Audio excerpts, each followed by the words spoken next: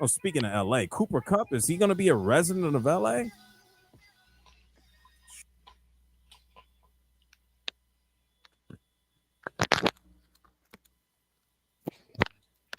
Sure, he's.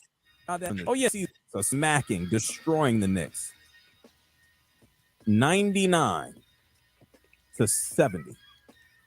Ouch. You are live on HBCU Coach's Corner, and I am your host, Rocky Miller, along with my co-host, none other than Mr. Campbell, the Rattler himself, and the man you came to see, Johnny Cole. Coach Cole, before we get started with the show tonight, I just want to know, how you doing, Coach? Man, I just want to let y'all know, am I the coach or what? Am I the coach, Coach Bishop? Did I call one? We'll get to it. Did I call one? What you call, Coach? What you want? Let me ask you a question. Were you the coach the last 5 minutes, 60 minutes, or were you the coach the first 55 minutes? That's what we got to know. Because the first 5 minutes wasn't nobody the coach. Hey, then everybody that picked Jack State, and I was in the stadium, and everybody and their mama was quiet. You couldn't even hear a baby cry up in there. That's how quiet it was. Well, I didn't know that you get a win for playing for 55 minutes. No, I understand that. No. But these folks thought they were going to come up here and run us out the building. And all I know is it was a great game. But I just want to know, like I say, listen, you picked it. Everybody that picked Jack State, they picked it. Let me say, I'm doing great. Rocky. And, man, I voted today. And I feel good about that. I got that out the way. Very important subject, to me. I had an opportunity to go coach. Go analyze Bluefield State versus Bowie State on Bowie State's homecoming. And the greatest thing about that is Howard had their homecoming, Bowie had their homecoming, and Maryland had their homecoming. The city was on fire. There wasn't nowhere that you could go that you couldn't get a line or have a line to get in. So, man, it was an exciting weekend, and I got a chance to see a very true friend of mine. We talk about HBCUs. Her name is Angela Cripe. She's a Delta, was a great friend of mine. She traveled, when I was a head coach as well. She's alumna of the Texas Southern like I am. But she has an illness that can't be cured.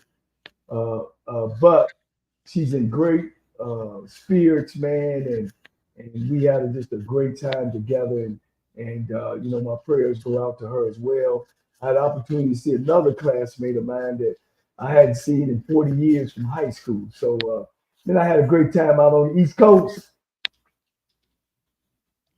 Hey, guys, I had a great time, Coach, as well this weekend. I got a chance to go to my first HBCU homecoming, and I'm glad I went to Southern University for my first HBCU homecoming. Those of you who got a chance to see the pregame show of homecoming, if you didn't, go over to Scotty's channel and look at the pregame show. We had a blast. We had me, him, Perry, a few other fans. We had a great time. I want to say this. I don't know this. Like I say, this is my first homecoming, guys. HBCU homecoming, and I had to put this on Facebook.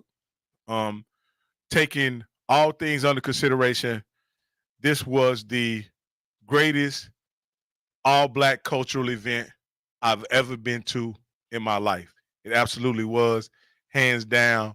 There's no comparison when you talk about the hospitality, the people, the camaraderie, the pageantry, the game itself, and just what it represented. It was truly, hands down, the best all-black cultural experience I've ever had in my life. Wow, he ain't been around long enough, Bishop, has it? Hey, man, you know what? My mom always said, before you can get to 2, you always got to get to 1. Absolutely. Don't ever count 2 until you get to 1. That's so right. the thing that listen, Southern is an amazing place. Yes, it is. So now, Rocky, what you got to do, like so many people do, you got to make your bucket list. Now you got to go to Jack State homecoming. I'm going to FAMU homecoming next week. There you go. So when you get your bucket list, because you got people that are HBCU fans that once they've gone to there, they'll just go. And I know a group of guys, they just pick one every year, and they've been doing it for 40 years. They've literally been to every homecoming. Yeah. So man, you get a different vibe, man. So like I said, I know Southern is amazing. I have been to Southern's homecoming. I have survived Southern's homecoming. So absolutely. Yeah. And even the things that the Southern people as a community like complained about, so to speak, I found very much tolerable, you know, considering the other things that I've been a part of. You know, there were people complaining about the traffic. If you ever tried to get in and out of the State Fair Classic, it's pretty difficult. You know what I mean? And their State Fair Classic is pretty tough. Then they talked about the number of golf carts that were at Southern. I found it to be really neat to see all the people with golf carts, and it was like a golf cart show. You know what I mean? A golf cart show. You had them with rims and stereos and decked out and paint jobs and decorated. It was sensational, man. It was like I say, it was a great experience. And then I guess at the tailgate was Varg, man. Varg laid it out for me and Scotty and Key.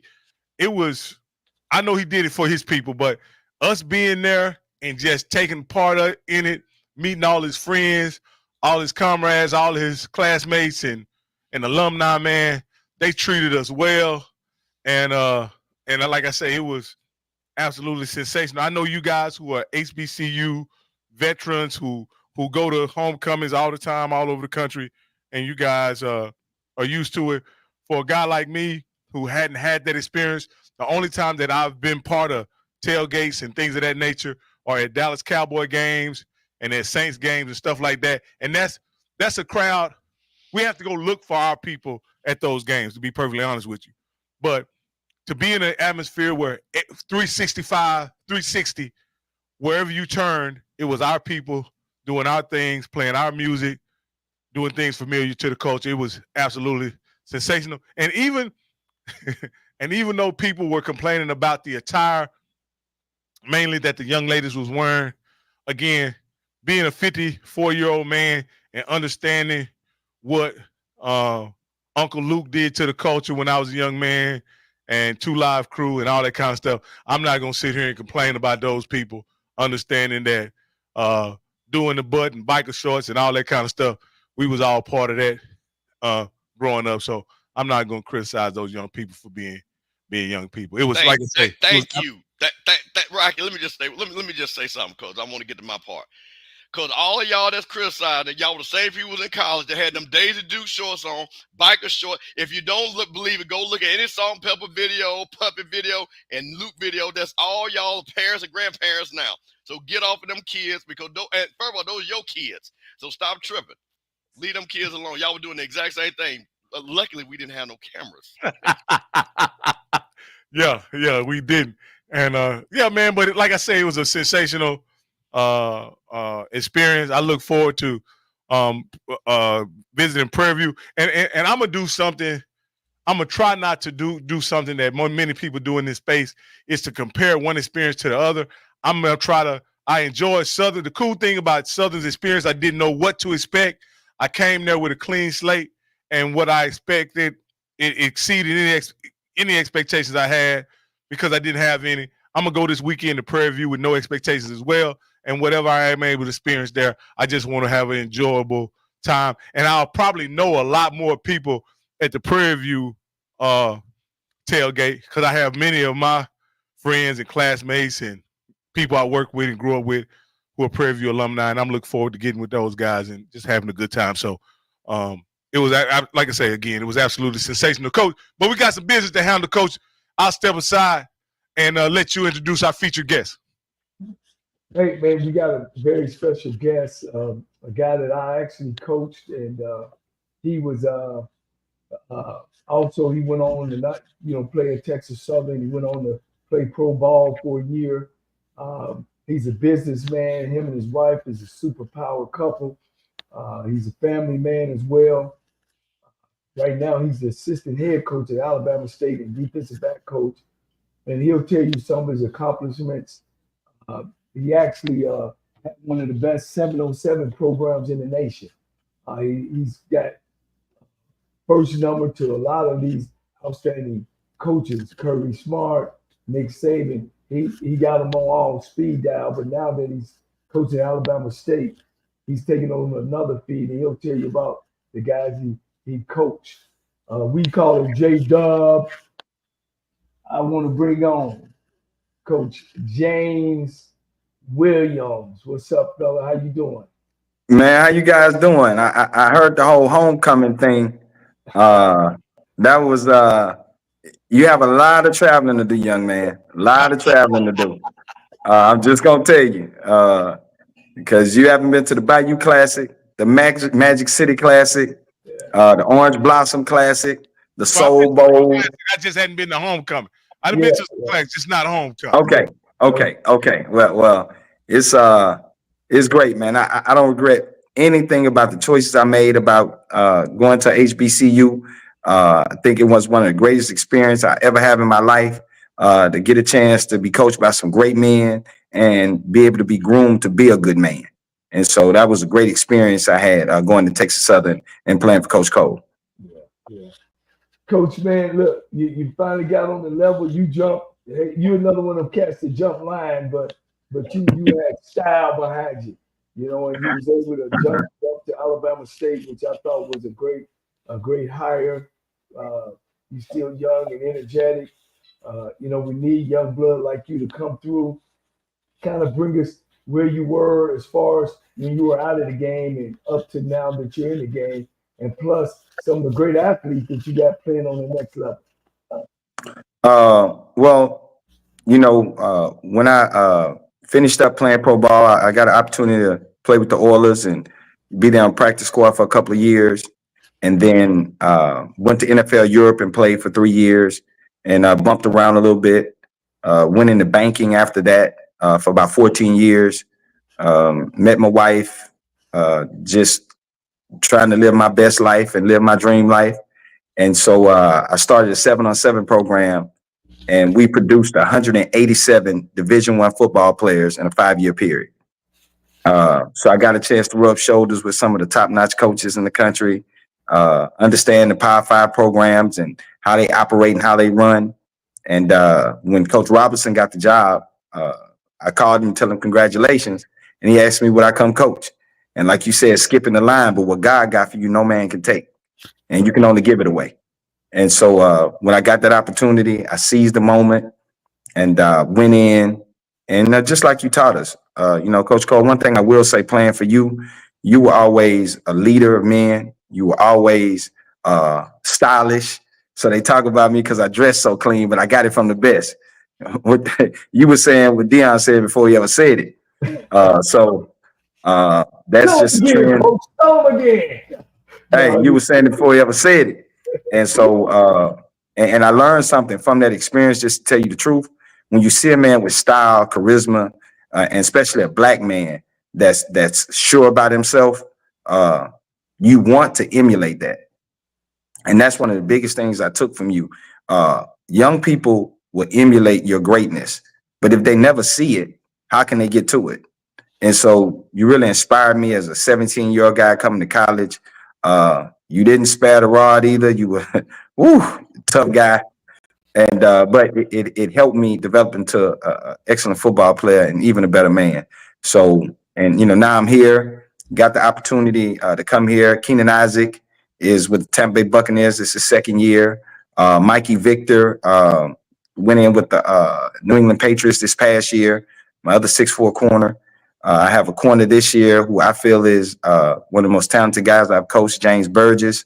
He's 6'3", 195. He's having a great season. I think he's 7th in the country in interceptions right now. Caleb Offer, my other corner. I have 2'6", 2'6'3" guys, and they both are NFL prospects. So, you know, it's been a pleasure to coach those guys and teach them how to be good men. Yeah. Coach, hey, man, I'm going to jump right in it. Playing Florida A&M. Man, you guys played them tough defensively. I know you can speak from the defensive side. What were some of the things that concerned you guys And if you was rating your defense versus them, how well did y'all play against them? Well, actually, I'll give us a B. Because some of the things they wanted to do, we were able to take away. And the biggest thing is to stop number 2. He was their go-to guy. He was making all the explosive plays. And if I'm not mistaken, he had 13 targets and 28 yards. It wasn't enough to win us the ball game. I don't think they had over 300 yards total, probably about 250 in that range. So, we played hard. We just didn't make enough plays to get us over the hump. Yeah. Let me go back to you said you started a 7-on-7 program. Where did that program start?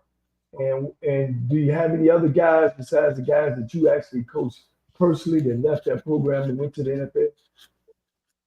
Yes, well, Carrick Wheatfall, who he's in Canada now, but he went to the Philadelphia Eagles when he came out of Fresno State. We have about 7 guys that were currently in the program that are coming out this year. Mekhi Hughes at Tulane University. You just saw Chandler Rivers on television the other day get a pick 6. And actually the guy that threw it was my quarterback. So that was a crime on crime against 2 former teammates. And we also have Reggie Brown that's coming out of Tulane this year, tight end. And what city was that, Coach? You started that program in? I started in Houston. We started about in 2014, and then it morphed into something else. And it grew out of control. And I moved to Memphis. So I kept the Houston branch, started the Memphis branch, moved into Arkansas, started getting kids from Birmingham, kid that's, my best friend, it's his program now. So I'm no longer involved. But we now have a kid that was the #1 corner in the country that's committed to Ohio State, Naeem Alford, and then Cade Phillips, who just committed to LSU. And those kids were there when they were 12 years old. So I've been around those kids since they started playing football really at a very competitive level. My last question, I know your aspirations is to become a head football coach. Kind of tell the audience, we got people all over, Coach, East Coast, West Coast, South. Give us some of your philosophy, why you think you should be a head coach, and just kind of explain it to it. Tell us, because you're one of our young up-and-coming guys, and then we definitely need up-and-coming good coaches. So you got the floor. Okay, well, I think one of the biggest things that's a lost number, everybody thinks about scheme. Scheme is good, but the biggest thing is if you don't develop the man, you won't get the football player you want. On every level, when kids truly realize what it is to be a man, football becomes so easy. But if you can't sort your way through life's trouble, you won't be able to sort your way through it in a game. The one thing I love that Coach Robinson says that I incorporate into what I do also is win the day. And everything we do right now as grown men, we have to win the day. If you can't win the day, tomorrow doesn't even matter. And so being in position to change lives, that's number one. Number two, when it comes to a philosophy of football, we like to play violent and physical football.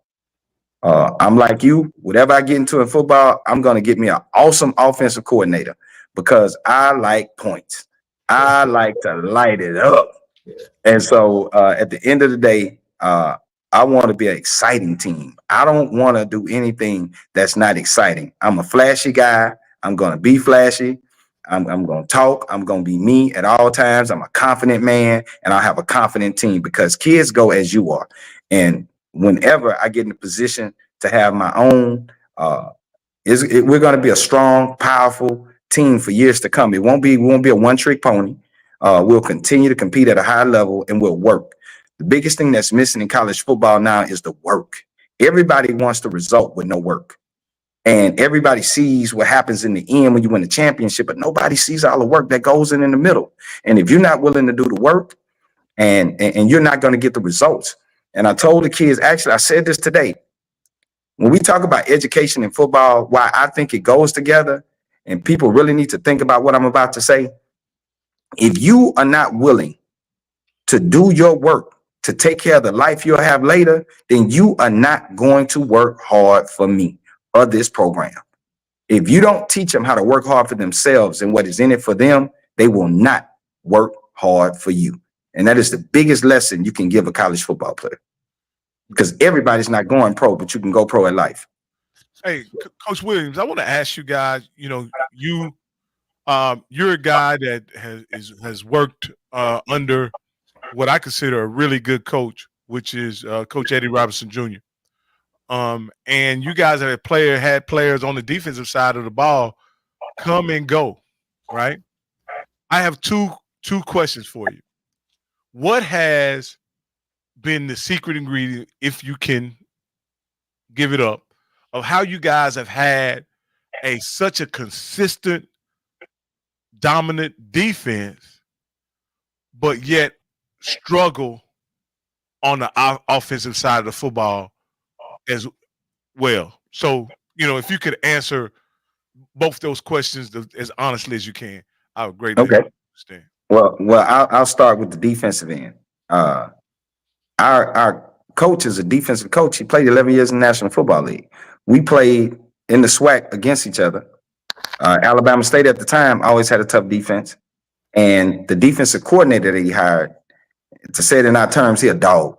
Coach Ryan Lewis is a dog. And so the culture that we have set is irreplaceable. And so when you bring kids in, they play under a culture that you have to adapt or you won't survive. And so you don't have a choice but to play defense the way we play defense, or you will not be a part of this program, period. To go to the offensive question, I just think we've had a string of injuries and bad luck, things that just happen that you can't do anything about. And so when those things happen, you just have to be as consistent as possible and do the things that you can do to win football games. So I don't think it's just a thing that you can put your finger on. But I just think trying to figure that magic potion out to set the culture the same on both ends. And I think we're heading in that direction. Go ahead, Mr. Campbell. Coach, thank you for joining us. Coach, Coach Cole is going to talk a lot about football and your coaching career. But, Coach, I looked at your bio, and the thing that stuck out to me was you were in banking. And I wanted to ask you two questions. Coach Eddie Robinson, as you said, great all-time SWAC player, played 11 years in the NFL, but he was in real estate. You went banking. Mm-hmm. How does that diverse experience help you, one, with actually coaching? Because banking is very analytical. Things you have to understand. Coach Robinson, the same thing. But also the part where you can say, not only did I play in the NFL, but I worked at a Fortune 500 or corporate job. How do you use that to, coach your players, and also to tell your players that by going to an HBCU and getting an education, you can do so much more? How do you use that, your past experience, to talk to your players? I guess it shows up in the success factor, because I've had adversity in my life, and the things that I've been through to be successful, it wasn't easy. So it's easy to coach from experience and tell them what it looks like. See, you can't tell somebody what it looks like if you haven't been through it. And it's a lot of people that are in the profession that I think, I won't say a lot, just people in general, in whatever you do, that will try to explain something that they've never had that feeling. I've never been on the offensive side of the ball at a point, except when I played for Coach Cole, where we scored points. I'm just being honest. He was a guy that scored points. So I knew how it felt. I knew what it felt like to be explosive.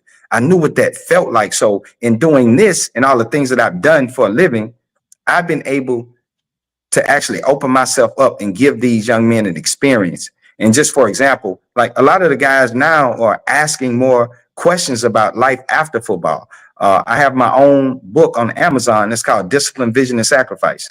And it's 10 very powerful questions in there. And so when they answer those questions and they give me that book back, you have to live by what you tell me as a man.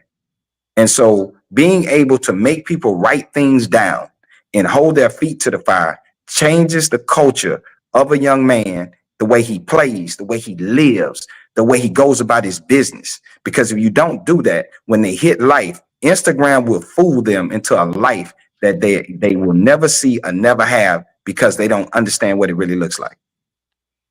Coach, that is amazing. I think it's so important, because I think, and I will say this, we have a interlap because of our segment, the SWAC and the SEC, and we know that's the first thing here. Our guys go ahead and go pro, but you never hear them talk about the other part of life. And I know so many players, because again, I had a lot of friends that played in the SEC. I have a lot of friends that actually coach in the SEC now. And the one thing behind closed doors, they say, man, we really don't talk to our guys about anything else but football. We really don't talk to our guys about anything else but football. That's all they talk about 24/7.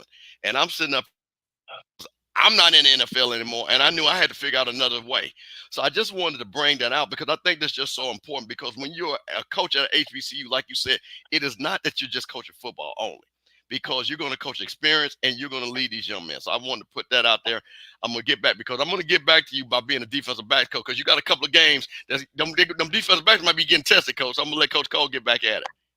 Well, James, you know, you got your boys watching you too, so I want you to let you know. You got all your boys from Texas Southern back.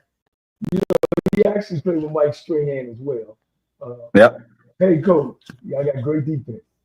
You got to back your boy. I already got one part of what I thought was going to happen. I said Jackson State would beat Florida A&M because Florida A&M is not a consistent scorer, but they got a great team and a great coaching staff. And of course, Jackson State outscored it. But I got y'all beating Jackson State because I think y'all played great defense. Now, you wish y'all had a quarterback, but talking with Coach Rob, it seems like y'all might have found one. Tell me where the team at now.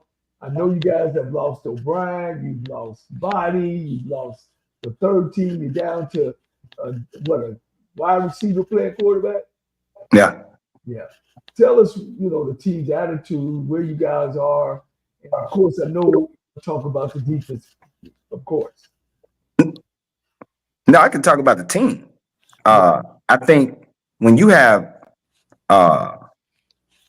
continuity and players that actually play for each other, if you watch any of our football games, watch the whole game and tell me if you saw anybody quit, no matter what. And that came from off-season work and spending time together. And so we are in probably one of the best places we've been in, I feel, actually, because adversity is key. We have went through the toughest things so far this season we could go through. We got a whole nother half of football to play. And these kids are ready to play some more football and win, not just play, but win. I heard them talking today about all the tough stuff we went through together, and it was so refreshing in the meeting. And they are talking about it, how we just need to stick together. We have this thing, you know, and listen to this closely. You know, they are going to say everything great about you when you're playing good, and they should. They are going to say everything bad about you when you're playing bad. But we are not concerned with they, because we know who we are inside that building, who the coaching staff is, and how we believe in each other. And I know people say that as a cliche. Oh, we know, but we really, if you pay attention to how we play, you don't see players going off on each other behind this and that. We will win by 1 point if necessary. We do not care. A win is a win. So whoever has to play us better bring their lunch pail, because there is no quit in what we do and how we play. And so hard-nosed football, knowing how to get the win. These 6 games have taught us a lot. We got a second half of football to play, and we are right where we need to be in mid-season form. And I think we're going to make a hell of a run. Yeah. Well, hey, look, one of your old teammates texted me, so I got to get this in. Because, you know, we Texas Southern Pride. Ike said he'll see you this weekend in the Magic City. He's trying to get on the show. I'm mad at Ike, and he know why. I am mad. I love Ike, and Ike is like a big brother to me, and he know why I'm mad. I was gonna take care of him. He know what I'm talking about. I got you, Ike. Yeah. You know, I know you're at Alabama State. I know this ain't this, and I shouldn't say it's a stop, because it ain't like you're trying to get out. You've had opportunities to do that, but you chose to stay in black college football. Can you kind of go over that and talk about that as well? Well, you know, Coach Robinson and I are friends first. And I think people forget when people actually give you an opportunity to do something that you love. And I know that it put me further ahead. I never had the GA, I just GOD'd. And when you get in a situation like that, the least I could do is not just, okay, we had a great year that first year, and the second year, just say goodbye. If I, could have, would have, opportunities I had just to take it or just because. And anything that has ever come across my plate, I've sat down and have a conversation with him, my family, and most of all, God. And I know right now, I feel like I'm in my purpose. And when God changes my plan, I'll move. But I don't even think about that because right now I am where my feet are. Remember, you used to always say that, be where your feet are. And I am where my feet are. And I really love the opportunity to work with kids that look like me, been through what I've been through, going through a lot of things that are similar and things that I know I can help them with. And that means a lot to me. Coach, speaking of being where your feet are, you're coaching in probably one of the more difficult eras in college football. Meaning that you guys are recruiting players to come to your program. You're getting kids, you're trying to recruit kids or retain kids.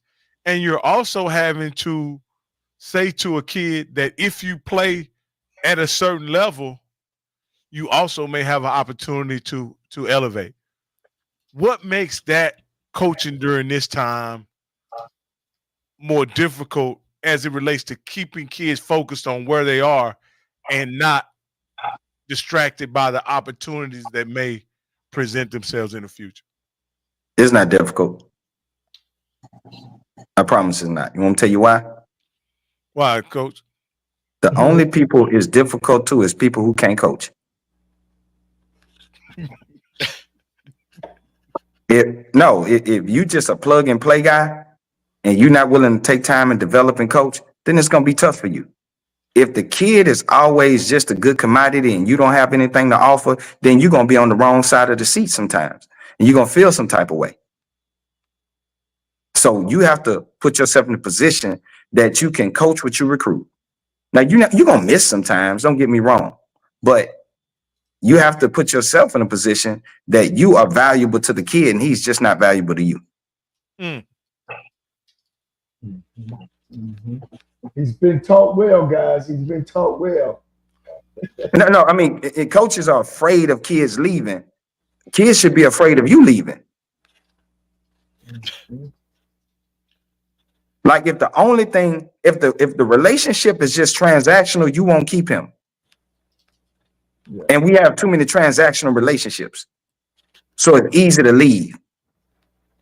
Yeah. Well, from an observation standpoint, and you got to understand, I'm not in coaching, I'm not in sports in any capacity, but what it looks like is the majority of those relationships that are substantive in major college football, based on the opportunities that are presented to do things other than play, don't usually go to kids that look like us. So I think the relationships are very much transactional. You know, when Kirby Smart brings on a quarterback coach or GA, or they don't look like us. Well, I won't say that because they don't show the cases as they should probably when they do look like us. Okay, gotcha. So always remember, mainstream media will show what they want to, but there are people that look like us getting opportunities. There are people like us that are in good positions. It may not be the number that we desire, but in anything you look at and what we do, we don't have the numbers we desire. So we can't just push coaching out and say, oh, it's like that here. That this is where we are, and we cannot make excuses. We got to find a solution. We can't always say what's not. We have to find a solution. Like we have to make what we do stronger and better, and then we can do and have more. We have more games on ESPN than we've ever had in the history of Black college football, probably. So change is coming, but we have to make the change. Put a good product on the football field. Yeah, that's it. Well, Coach, you guys are coming to the Magic City Classic. Yes. You got Alabama A&M. You know, it's one of those. It's one of those big games. 70,000. Yeah, I've sat on that sideline before, and you know, is there anything that concerns you about Alabama A&M, or you know, they had a big game last week, put up a lot of points. That's Coach Maynard's deal. You know, what and how you guys gonna go about getting them? You ain't got to give us the secret. You just give us the total outlook. Well, you know I ain't gonna give you the secret, but I'll tell you this. Coach Maynard is an excellent coach. Great guy. Love talking to him. We joke all the time. But with this game, it's not even about the coaches to a certain extent because it's such a rivalry that you could throw your records out the window. Honestly. We just have to play a tough brand of football, be consistent, play great on special teams, and continue to do what we do. And I think it'll take care of itself. I think the guys are ready. So, Coach, you know, before we let you go, I want to ask you this, Coach. As a coach, you've been part of this game. How many times, Coach? This is my third time. So you've had 2 games. How did you guys fare in those previous? We won both. You won both, Coach. What did you say to those people that it's about time for Alabama A&M is about due? It ain't about when is your time. See, now you're being messy. You're being really messy. Golly, you being messy. Every year, every week, we get this. I'm just asking. I mean, some people would say, Coach, y'all done had a good run. Y'all done won 2 Magic City Classics in a row. As heated a rivalry as this is, what would you say to those people that say A&M is about due? This is going to be the year. Well, let me tell you this, and you know this how people act. You ever heard somebody? You're gonna like this one. I know you're gonna like this one. When something good start happening for them, they think something got to go wrong. Ooh, something got to happen. Things going too good for me. You ever hear that? Yeah. When people say that, I ain't like that. If it's going good for me, it's gonna stay good for me. Thank you. So that's the best way I can say it. So that's it. It's gonna stay good. That's all I can say. Coach, let me ask you a couple of football questions real quick before we let you go. So we are talking about Alabama. I got time. You, the defensive back coach. Looks like that Alabama A&M have settled in on their quarterback with Xavier Langford. Had an outstanding game against Bethune-Cookman, threw for over 300 yards. The wide receiver core looks like they're getting together. Keenan Hambrick had 111 yards last game. DeQuan Welch, 61 yards. Barry White, 90 yards. And, of course, Donovan England with 125 yards. What, with your position group, are you going to focus on when you're looking to play Alabama A&M? Just being who we are. Just attacking and being who we are. That's the only thing I can say because they have a talented group, very talented group. But I think we have a talented group also. So I think that'll be one of our best matchups of the year. Because, you know, the most important game is the one you're playing. And so keeping our guys dialed in and focused at all times. And that's the biggest thing. It's not about game plan. This game comes down to football. It's just hitting, tackling, catching, knocking the ball down. That's all it is in this game. You see how I danced around that? You like that? You ain't gonna give me y'all messy. Y'all are messy. No, Coach. No, I didn't. No, Coach. Listen, I did not ask a messy question because I know these are players that you all, I'm pretty sure, have on that board to say, hey, these are the guys that we got to stop. A lot of people want to. You know it. Yeah, so those are the things. After a big game like that, you have to respect them. So this is, you know, it is what it is. Well, Coach, what I'm looking at is, Coach, and this is just my assessment. Okay. For the past 3 years, Alabama A&M has struggled, in my opinion. Has struggled. You guys are the ascending program, right? You guys are on the uptick, right? They're on the downtick. So conventional wisdom would think is y'all would keep y'all foot on their neck as y'all continue to climb up to the upper echelons of the SWAC, right? But you say, hey, let's throw the records out the window. The records don't matter. I tend to think the records do matter, and everything is pointing toward an Alabama State dominating victory. But, Coach, how do you stop your players from being complacent? Because they see what I see, Coach. They see them losing. They see them not having subpar seasons, and you guys, they know where you guys are ascending to. You guys have had your challenges, but even through those challenges, Coach, you guys have figured out a chance to win. How can you keep your players from being complacent and just saying, we got this? That's Alabama A&M. That's the easiest question I think you've asked me this whole time. Because every day we just win the day. That's it. We don't worry about what didn't happen, what's going to happen. We take it one day at a time, I promise. And you take care of that day and it gets you to the next day. And so just because you win Tuesday don't mean you're going to win Wednesday. So we got to keep winning every day till we get to Saturday to play the game. I'm just being honest. So if you want an honest answer, we just trying to win the day. That's it. I'm not going to put the cart before the horse. Not going to do it. Well, let me say this, Coach. I ain't going to say you consider yourself as DBU. Listen to one of the greatest players to ever play defensive back. He likes those 5'11" guys.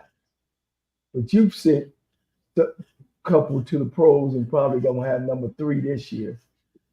And, we talk, all the time, and, we talk about the players that you recruit. It seems to me that you like the tall ones, 6'2", 6'1", 6'3". Now, but you got Deion Sanders who's saying that, hey, them 5'11", 180-pound guys are great secondaries. Is there a difference? Give me your philosophy that you like the tall ones. How does that all play out? I figured out how to make big guys play like small guys. Okay. So when you take a big guy that can move like a 5'11" guy all day, Coach, and so putting it in perspective, I think Deion is a great player, but, for me and my dollar, I want big corners that are physical, that take up space on the field. When you're an offensive guy, when you look at football, it's about spacing, timing, and trust. If I can disrupt your spacing, mess up your timing, then the quarterback not going to trust you. And that's the key to football. Football has become a faster game. So if you can't reroute, redirect, and do those things, then you can't play football. I'm not saying there's some little guys that can't play, but when I have my choice and I pick big guys to play outside. And we've been successful at it. One of the things I noticed Sunday night on the pro level is that to me, Russell Wilson didn't throw the ball any better or anything, but he threw them up high to George Pickens, and George Pickens made him look like Joe Montana on the stat line, right? So with that, is that a part of football now? Just throwing the ball up to those big wide receivers? That's why I think it's hard to play short guys now, Coach. And and those matchups, are those matchups problematic? Is that why you like those taller guys? Well, not so much problematic, but if you have a short guy, it's 5'11" guys, 6 foot guys that can play. I have one that's 6 foot, one that's 5'9" that are bulldogs. But they have to be bulldogs in order to play those bigger guys and be able to fight through and jump. Because if you're a smaller guy, so much you have to be able to do. You have to be quick. You have to be able to jump. You cannot be a small guy and not have bunnies. It's just not going to work out for you. It's not. Show me a small guy in the league that can't jump. And I'm going to show you a guy who on the bench are not playing, who's just a special team player. Well, Coach, that's a fact. Look, I know you got to get back to watching film, preparing yourself for this week. It's a pleasure for me to see you all grown up. You've always been a first-class individual. You, your family, I know the relationship between you and your brother, who was a heck of a player too, man. And I welcome you. I appreciate you taking the time out your day to give us this knowledge and to share your experiences and your thoughts with us. Anything else, guys? Hey, I just wanted to let him know that I shared the link to his book in Amazon, and let him know that I look forward to getting a copy of the book. And if in fact you guys are able to get to the SWAC championship, I'll get it autographed. Well, let me say this too. Yeah, tell us how to get your book. Well, just go to Amazon. It's on Amazon. I put the link in the chat. Discipline, Vision, and Sacrifice. I have a statement on there, and it says, when people are living a life that is easy to believe, it is hard for them to comprehend your unbelievable life. And another reason I like big corners, because my brother was a big corner. My brother was drafted by the San Francisco 49ers, and I got the short end of the stick with the height, and he ended up being 6'2" and fast. And so, you know, I always had to deal with this stuff about the younger brother, the baby brother, and I ran from it for a long time. But when I embraced it, I went from, because now Coach Cole will tell you this now, I was a really good running back. Yeah. I could tote the rock. Yeah. Then I switched to the other side of the ball and nothing changed. So again, a dog is a dog. Please understand that. Yeah. Now remember, now I had 8 to be. I was a baby of 8. So you're right. When you embrace it, man, you kind of take off. Appreciate you, Jamie. Yeah. All your boys. Man, thanks for having me on, Coach. Hey, thank you, man. Of course, we're going to reach back out to you again. Kind of talk to you. You know, we spent spring ball with you guys. And, oh, yeah. You know, I can't. Y'all welcome. Keep on getting after it, man. And good luck the rest of the way. Man, thank you guys for having me. Thanks, all right, Coach. Thank you for everything. All right. Appreciate it. Oh, man, Coach, you got a hell of a coaching tree, Coach. Yeah, you got to have. I know he didn't coach on you, but he played on you, under you. So he's just another very impactful guy that you brought on the show again.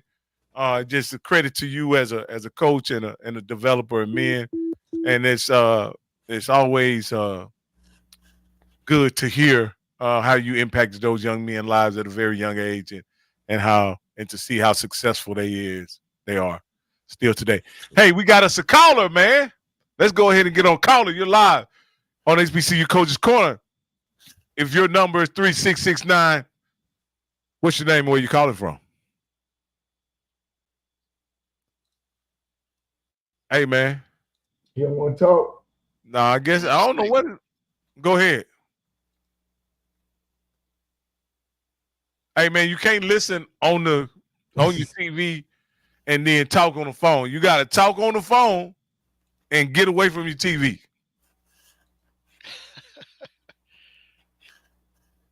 Hello, is it okay? All right, we'll hang him up. All right, guys. Let's get into it, man. Let's go ahead and get into it. This past week, week 8, Coach. Week 8. We're gonna do it was a short slate of games, Coach. Really short slate of games, but some very important games. And we'll go over these few games right here, and then we get to the featured games for the week. So any of these games, Coach, that kind of surprised you about the outcome and how it all played out? Let me get this in with the Bethune, Mississippi Valley. Do we have any Mississippi Valley fans or audience? Please call this number, 334-318-1059, and ask for LC code. Mississippi Valley has never won a SWAC championship. Never have won a SWAC championship.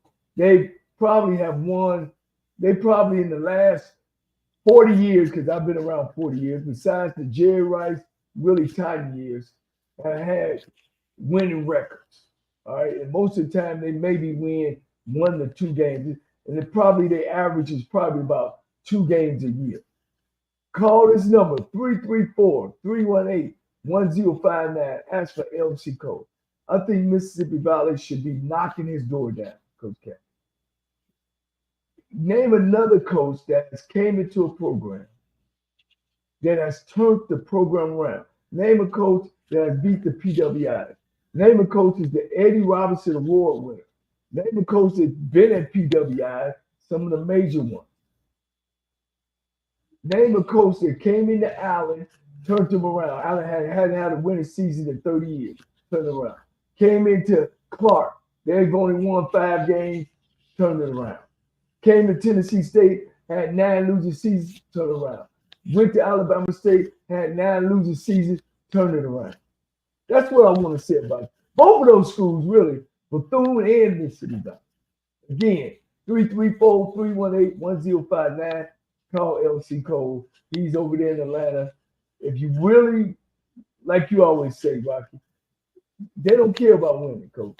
If you really want to turn the program around, man, that's the number you need to call. That's what I want to say. Hey, only thing I want to say is I want to applaud Coach Campbell's dark horse for getting a big win over Mississippi Valley. The shade, the shade. You picked them, they won, and hey, Coach, they made you a winner this weekend. The shade, but that's all right though. Miss Mary's kids got them a victory, and they got a homecoming, and we'll talk about who they play for homecoming. But the most interesting game to me on this, which I'm going to say this when we talked about it, was UAPB and Grambling. Go ahead, Coach. You got it. The floor. If you're talking about a must-win game, when like I said again, the great G, and when I heard them say this was an important game against UAPB, I knew they were in a state of emergency. But hey, I got to give Grambling credit. They got the victory. They won the game. They move on. But I just wanted to see what was happening. You know, Mikael Hagan still did his thing, went for 230 yards, 2 touchdowns, 1 interception. Once again, Miles Crawley still not playing as like the preseason conference player of the year. Only had 170 yards, 1 touchdown. Kevon Hargrove, 75 yards. So again, Grambling scored 31 points, UAPB 21, but they did get the victory on homecoming, and they move forward to the next game. Can I add to that? My resources called me and told me the problem is Crowley is not reading the defenses right. So they got a little problem with him, and I'm seeing that a lot with some of these preseason All-American quarterbacks. You know, that they're going into these games and not doing what they're supposed to do. But then again, I say it falls on the coach. You know, at Clark University, right now he's either number 1 or number 2 passer in the country. But the bottom of the quarterback is, to me, is known 2 ways. Is he winning football games, and is he completing passes? And I think, and of course, his leadership ability plays a major role in it. So I just want to add that to what you said, Coach. And like you said, they did play, man, but they're struggling. They're struggling offensively. Well, let me ask you this here, Coach. Is it an improvement when, as a player, as a quarterback, you've been plagued by turnovers, and you're able to get a victory without committing a turnover? Would you consider that improvement? Yeah, I mean, you know, anytime you improve any facet of the game, whether it's special teams, offense or defense, or turnovers or penalties or possession, is good. It means we're moving in the right direction. And hopefully that you can stand on that when you meet and stuff, and make sure you show the team how important it is in winning football games. All right, Coach, we got a caller. Caller 5540. You're live on HBCU Coach's Corner. What's your name and where you calling from? Good evening to you all. This is Chuck Hunt calling from Monroe, Louisiana. Hey, what's up, Chuck? How are you all doing this evening? Yeah, it was a great weekend of attending Grambling's homecoming with my Grambling parents. It was a great weekend, a lot of people, and just like you were at Southern and at AOF, and I kept up with what was going on at Alcorn Southern game with looking at my phone while I was there at Grambling, and my reason for calling, I was looking at it. I just saw just a while ago that young man from North Carolina A&T, defensive end, Joshua Hardy, just hit the transfer portal. I'm not a bit surprised because looking at what has happened with A&T, with all the stuff we've been hearing, it's just, and the stuff we've been seeing the results of those games, like you all just talking about them, how they were beaten badly at G-Hope by Hampton. Well, as we talk about North Carolina A&T, They bailing water, coach. I mean, that's not surprising. They are getting beat by like Mr. Campbell has a saying for in Kent. What you say? They used to beat they used to beat the blacks and lose to the whites, and now they can't beat the blacks. Can't beat the blacks. Well, that's what they said. They can't beat the blacks now. Well, we talked about North Carolina A&T, and I pleaded with A&T that group of people that got together, probably none of them never put a helmet on, none of them never been in the athletic round, just talked about the money. The school grew because they won 3 national black college championships. I'm not going to say nobody knew about North Carolina A&T because they done. It's a great program. But once they won, it helped build the school where it is. And I said also that if they don't start winning, then they just going to be an aftermath of a university. And some of those great engineering kids is going there, and some of those great business kids are going there, and some of those kids are turning out to be lawyers. It's going to start making choices to go where the next winning football program is. So it's happening. As you say, one of the top kids probably on your team, their team is transferring out. You're going to see a whole bunch of that. And all they're going to do is get worse. He's going to be at NCCU or South Carolina State, guaranteed. Yes, or Norfolk. I agree. Or Norfolk. Yeah. Anything else before we let you go? Because we try to get through these slides, man. No, it's not anything else to talk about. And you never know. He might end up at Morgan State. They talk about their defenses. It might end up there. That's another topic. All right, guys. All right, Chuck. Thank you. Take care. Thank you. Okay. All right. Now, all right. I want to make a comment about this Fort Valley, South Carolina State game. When you look at the game from a score standpoint, it looked like an utter blowout, right? But this game was, if you look at the statistics, it was very competitive, and Fort Valley made an amazing showing defensively, keeping South Carolina to under 250 yards. What do you think about that, Coach? I know you're not into moral victories, but when a Division II team can keep a Division I team under 250 yards total offense, wouldn't you consider that somewhat of a moral victory or an accomplishment in and of itself? And I don't want you to misunderstand. You're talking about a Division II team with 36 scholarships going up against a South Carolina team who's a blue bread program of the MAC. I think it's a great job. Right? I know the guys over there, Coach Shea, did a great job. I think they ran the ball successfully against South Carolina State. But then on the other end, guys, and y'all can correct me if y'all think I'm wrong, most of the time when them offensive line guys get them head jobs and them defensive guys get them head jobs, they just lean on you. They'll come out of the game 30-3. They just happy to come out and win the game. You know what I'm saying? They don't try to just put it to you. They don't try to come off and fake and throw one deep, on you. So, but looking at the stats and stuff, talking with Coach Pugh, they did a great job against South Carolina State. They just didn't get in the end zone. And Coach, let me ask you this here. I don't hold on, man. Sorry about that, guys. But what I was gonna say is this a situation where I think Chinnisberry and Sean Gibbs. Coach Gibbs, they coach together somewhere, and I'm not sure, but I think they coach together somewhere, maybe at A&T or no, it's probably it have to be maybe at Southern, but I don't. Okay. It had to probably be maybe at Southern, or because I was wondering if Chinnisberry, would have been in a situation where he have control of the game and just try to keep it respectable, and not try to embarrass Coach Gibbs and his staff. by trying to put up big numbers. I was just wondering, is that a thing among coaches? And I'll just ask you, Coach. No, Coach.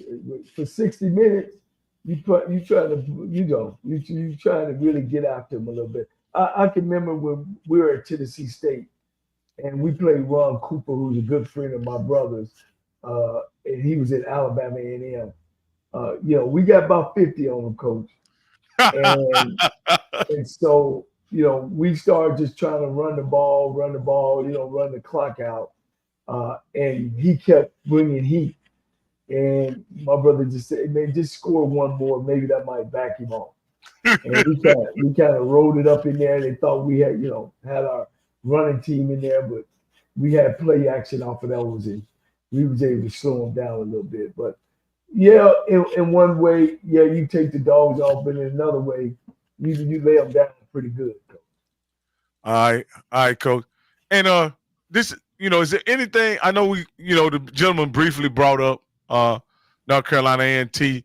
I know this is in Coach Campbell's footprint of where he has family and he has a unique understanding of what NCAT means to the state of North Carolina. Coach, what's the overall impact of this, Coach Campbell, and what NCAT status is in North Carolina now?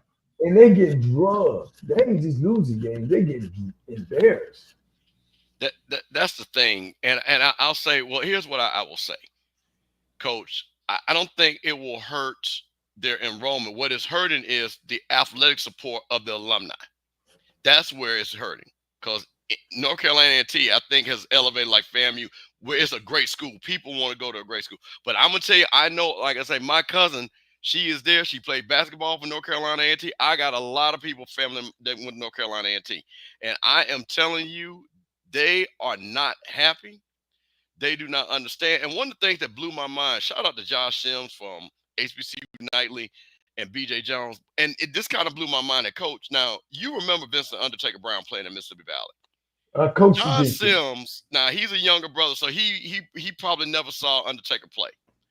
But he said that he felt that Coach Brown did not understand the magnitude of the rivalry games in North Carolina A&T. That he didn't. And I'm like, and then he said, well, Valley doesn't have rivalry. But he played in the SWAC. He played in the vet. Got 40-something targets. He knows what big games are. He came in that era. He played for the Gunslinger. So my thing is, I can't go with that he doesn't understand the magnitude of the games. He came from that. He's a hard-nosed guy. But what I do think, which I believe is an issue, and I think you talked about it, I think sometimes defensive coaches are stuck in their ways and not innovative, where they get guys to be innovative on the offensive side. And I think this is what we see a lot. I think they want to do 3 yards in a cloud of dust. I think that's just not what NCAT is built on. I think they were built on big offensive lines, running backs, and wide receivers. Multiple style offense. And I just think that until they do that and understand that, they're going to, hey man, listen, they went on 27 before on a run. They're not too far from that right now. And that's saying a lot how far that program has come. So now, is it because they're in the CAA? Look at Tennessee State. Eddie George kind of got that role. I still think they need to be in a black conference. But I think overall, there is a misunderstanding of the type of players he needs to recruit and also the understanding of the environment that he's coaching in. Well, let me ask you this here, Coach, because this is something where we could take a direct comparison. Sean Gibbs took a Fort Valley team into South Carolina who only had 36 scholarships and really competed much better than NCAT did when they went to South Carolina, to be perfectly honest with you. Can I go deeper than that? And I don't know if he's got 36, all 36, first of all. He don't have a full staff. He only got 5 full-time coaches, Coach. You know what I'm saying? So he don't have the things that South Carolina had. And that's just telling you how good of a coach he is, and how prepared they were for South Carolina. But once again, Chinnisberry, as good as he is, he'll never have a team. And maybe 1 year or so, but he'll never have a team put up 35, 40 a game. That's just not his his DNA. You know, he's gonna make sure that they pound on the ground. You know what I mean? And play time of possession and that type of game. So I guess what I'm asking you, Coach, I'll make a direct question. Would you take a Power 5 assistant or Group of 5 assistant, Group of 4 assistant? Or would you take a guy like Sean Gibbs, who understands HBCU football, who has a track record of success, to replace Vincent Brown at NCAT? What would be your? Ain't no question that Coach Gibbs, I think, would do a better job in North Carolina A&T. My resources tell me that Coach Brown don't forget where he come from. And evidently that he don't know what's a rival and what's not a rival. I played against Brown. I was a coach as well as he was a player also. And he was a hell of a player. Ain't no question. But my resources kind of tell me he's kind of lost his way when he don't understand the HBCU way, and that he's coached at Gardner-Webb and some of those PWI schools. Well, the interesting thing about Coach Gibbs has coached at NCAT before under very successful coaches. And so he's familiar with the landscape. Go ahead, Coach. That's the problem. Coach Gibbs is coached under Broadway, Bill Hayes. He's coached with Trey Oliver. He's been up underneath a winning program. When you talk about Coach Brown, you don't see that. So he's kind of out there on the ship, with the sail up and looking at his compass saying, should I go left or right? Gibbs is saying, oh, okay, the sun is that way. Let's follow the sun. You know what I mean? Or the shore is floating. Let's float the boat, with the ocean or the motion of the ocean. So it's a big difference, Coach. I tell you guys, man, and if y'all can name some guys that hadn't came from a winning tree that takes over programs and take them to the next level. Man. Coach, like I say, I just think when I think about what we've learned this past year about HBCU football, I think Coach Gibbs, in my opinion, is a natural fit. I'm nobody, but the hire would make sense to me. Surely would. Hey, guys, what do you guys think about this result? We don't have to spend a lot of time on this, but this was Eddie George and getting the victory over, the Celebration Bowl participant last year. I'll go with Coach Campbell. What do you think about this? The outcome of this game? I was at Jackson FAMU, but I did see the score. This is a big victory for Eddie George. This is once again where you want to keep the momentum. I think this gives them the 6th win of the season. I believe that. Is that right? Is that 6? Mm-hmm. Gives them the 6th win of the season. Hey, they came up there. The offense is playing well. The defense is starting to get it. This is what we started when Eddie George got this job right after Deion. This is what we wanted to see the program start growing into. Like I say, again, people, and this is what, and Coach, you know this. For HBCU lovers and historians, Tennessee State is a blue blood program. They have the most NFL players, the most NFL players from a program, from HBCU. The wins that they have had from being the biggest and the best, being independent, to see that program not being named with the Jackson States, the Southerns, the FAMU, and the Grambling is, first of all, it's disrespectful. But I wanted to see, and I think that now Eddie George is starting to get this team on track. I think people are starting to make them aware. Now the question is, can he finish it off and play and beat some of those other schools in the conference to win the conference championship? I agree with you. I think it's a big win because it's a known school. It's Howard Bison's. But when but then when you look back, though, he's won, but he's beat all the bottom teams. He's beat Valley, 1 win or no wins. He's beat Pine Bluff, 1 win. He's played Bethune-Cookman, Linwood. So when I look at the schedule, And you're right about Tennessee State. But their schedule is made for them to win. You know, you got East Illinois 1 win, Charleston Southern 1 win. You know, but he's lost all the winning programs. But you know, when you're looking at HBCU and Tennessee State, big win for him. Anytime you can get 6 games, that's all people can remember is how many games you won. They don't remember the games that you played. Really, are they good? We will see this week. They got UT Martin, they got West Illinois, they got Gardner-Webb, and they got Southeast Missouri, who's actually the #1 team in the conference. So we'll see how they finish. Do they finish 6-6, 7-5? We will see. All right, Coach. All right. This is a game that I was at. I'll start out with my thoughts about this game. Honestly, watching this game live, this is and I've watched 4 other Southern games. This is by far the best game that Southern played all year, and they looked the best in this game. It was a very simple game plan. There was nothing elaborate that they did. They played tough, hard-nosed defense and ran the ball probably about 40 times. I can't even remember. I know they probably ran it at least 40. They may have even ran it 50 times. But it was a simple game plan. They came in to play another tough, hard-nosed team, and Southern was able to pull it out at the end, largely because they were able to force a turnover and close the game out. I thought to me, this particular brand of Southern football will travel well and get them a West championship if they can replicate it each and every Sunday from here until the Bayou Classic.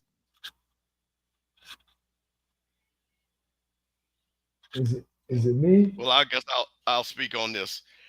I saw the back part of this game, and I saw that run that actually solidified the game. One of the things, hey, listen, I got to give Southern credit. I have given Southern people a hard time, but sometimes your record is who they say you are. You beat the teams you got to beat. I got to give Southern credit that. I didn't think they were going to beat Prairie View. They beat Prairie View. I didn't think they were going to beat Alcorn. They beat Alcorn. I didn't think they were going to beat Texas Southern. They beat Texas Southern. That gets them to 3-0. Hey, they are almost halfway there to the mission of winning the Western Division. So they've got a big game coming up, but I've got to give them credit. The defense is playing well, keeping them in the game. They're doing just enough on offense. They ran the ball, and like I said, this has been the theme in the SWAC. We don't have any quarterback, but we look like everybody can run the ball. So that is the thing. I've got to give them credit. So like I say, shout out to Southern. And again, like I said, they set up for a really big match. And I tell you one thing this does do, I will say this gives Southern way more confidence than I thought they would have had coming into this FAMU game, because I honestly have heard Southern people coming out, as they say, coming out their gumbo, say, hey, we coming to Tallahassee to get a W. And they ain't really believe that in years. So that's the thing. So, you know, hey, man, fam, you better be ready to play football, man.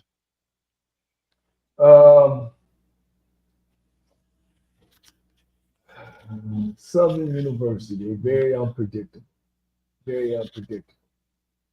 Stat-wise, you know, if you just as bad as they are, then it's going to be right there. And if you look at all the scores of Southern's victories, all of them been close. You know, they lose to McNeese 21-7. We watched that game. Savannah State, we don't count that one. Jackson State put it on them big time. They beat Prairie View 31-24. What was that? Was that overtime? Yeah, that was overtime. They get slaughtered by Nicholls State. Texas Southern had a beat. All they had to do was damn take a knee and take 2 points. They didn't do that. Their biggest win is Alcorn. And again, that game was close. I just ain't bought into them yet, Coach. I just ain't bought into them. They've lost to the team they're supposed to lose to, and they barely beat the team that, besides Alcorn, that they hobbled in the game. I've said it week in and week out, Coach Cole. I don't think Southern is a very good team. But after laying eyes on them and watching them execute a game plan live right in front of me, I can no longer say they're not a good team, knowing what I watched live at the State Fair Classic. You know what I mean? I watched that live.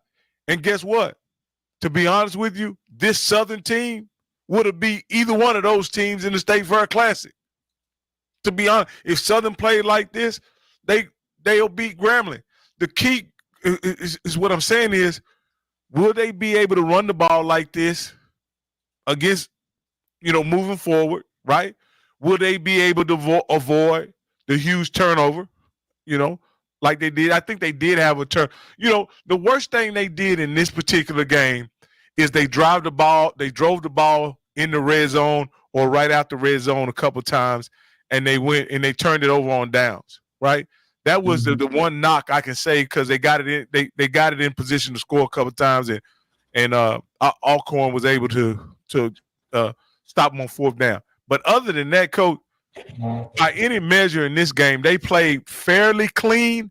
You didn't see the real bad, undisciplined stuff that I've seen from Southern over the past 4 years, because Southern is one of those teams that, for lack of a better word, they can get real niggerish in the midst of a competition. That's a horrible word. But let me say this. What I'm saying is they can get what are you, undisciplined, unprofessional? They can get that way in a game. You guys have seen it. You guys have seen it. Campbell. Yeah, man. Get your boy, man. No, what I'm saying, they have. But this particular he was hanging around with Perry too. That's Perry's favorite word. He was around there hanging out with Perry White. So I guess that's where he picked that up from. Now, what I was saying is, no, but they play very disciplined and under control. Matter of fact, there was a few times. Now, how many times have you seen a Southern player over the past 5 years turn down an opportunity to get a personal foul? Coach Campbell, I'll let you say. They known for retaliating and getting personal fouls and things like that. They didn't do it this game. They played very, very clean and very disciplined, and that's a credit to Coach Graves and his staff. Go ahead, Coach. This is what I'm saying, guys. And last week I just felt. Well, I didn't feel the numbers told me that Jackson State would win that game, and watching FAM, the numbers on both ends. What I see here is, and you guys y'all gonna pat me on the back. You know what the problem is, guys? 95% of these teams in this conference do not know who they are. By now, you gotta know who's gonna carry you over the finish line. If you ain't a passing team, don't come out throwing 40 times. It's simple, Coach Campbell. Yeah, they run the ball 50 times, 295 yards, 1 turnover. So what's that telling you offensively we are? See, this spread, Coach, this spread.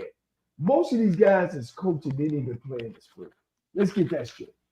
I'm not saying go all the way back to conventional football. I'm not saying. Spread to me is a package. It ain't who I am.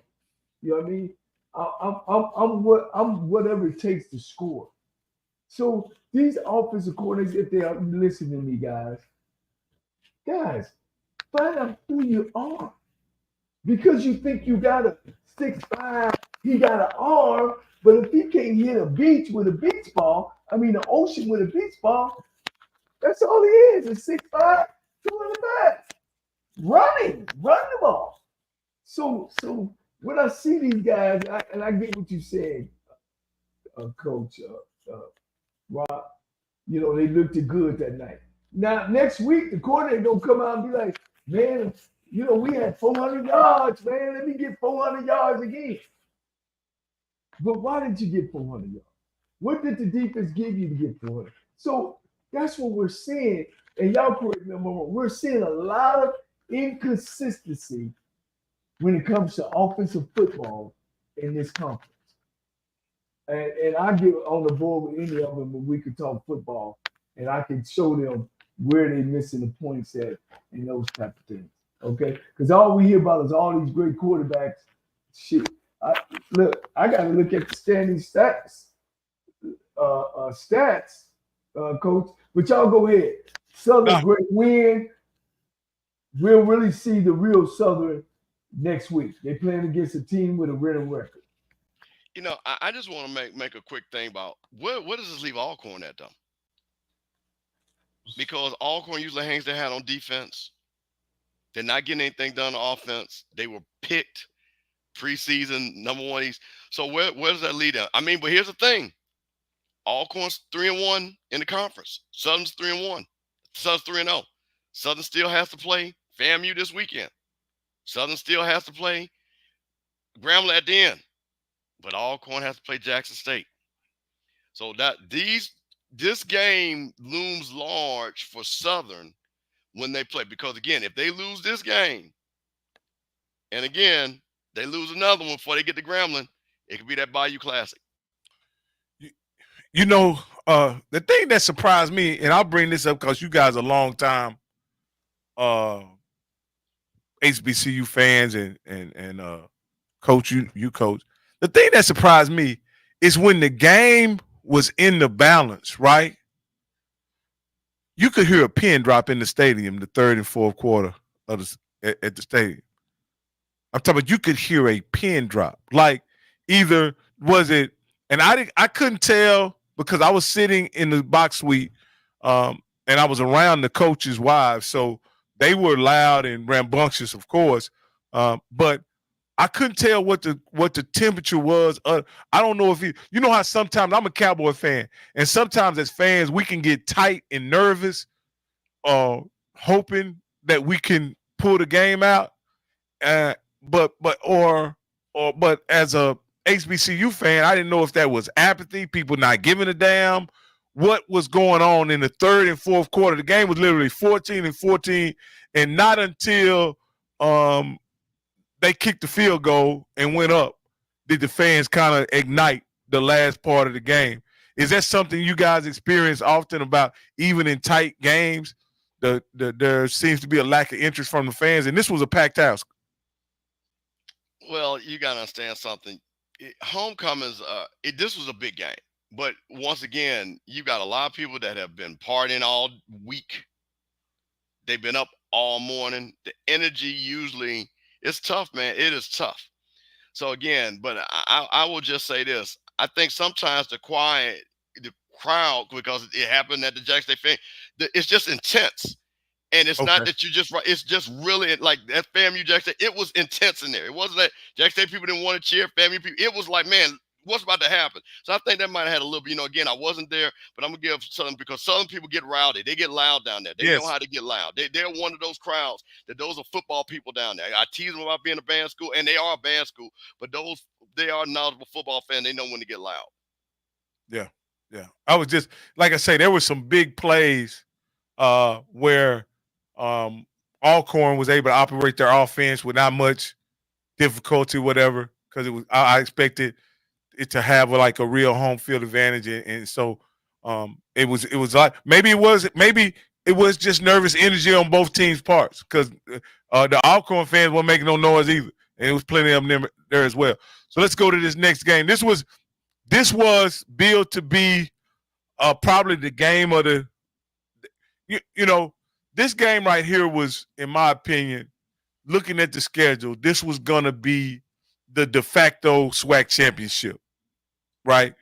Meaning that the team that won this game would most likely win the SWAC championship. Once Alabama State, lost Andrew Body and had to go to their fourth quarterback. I think everybody kind of will agree with that. When I peeked in the game, well into the fourth quarter, I was surprised to see that Florida A&M still had a slim lead, and then I tuned into the game once I got up to the box suites, and I I was surprised. I was actually surprised on how the game ended. Because it's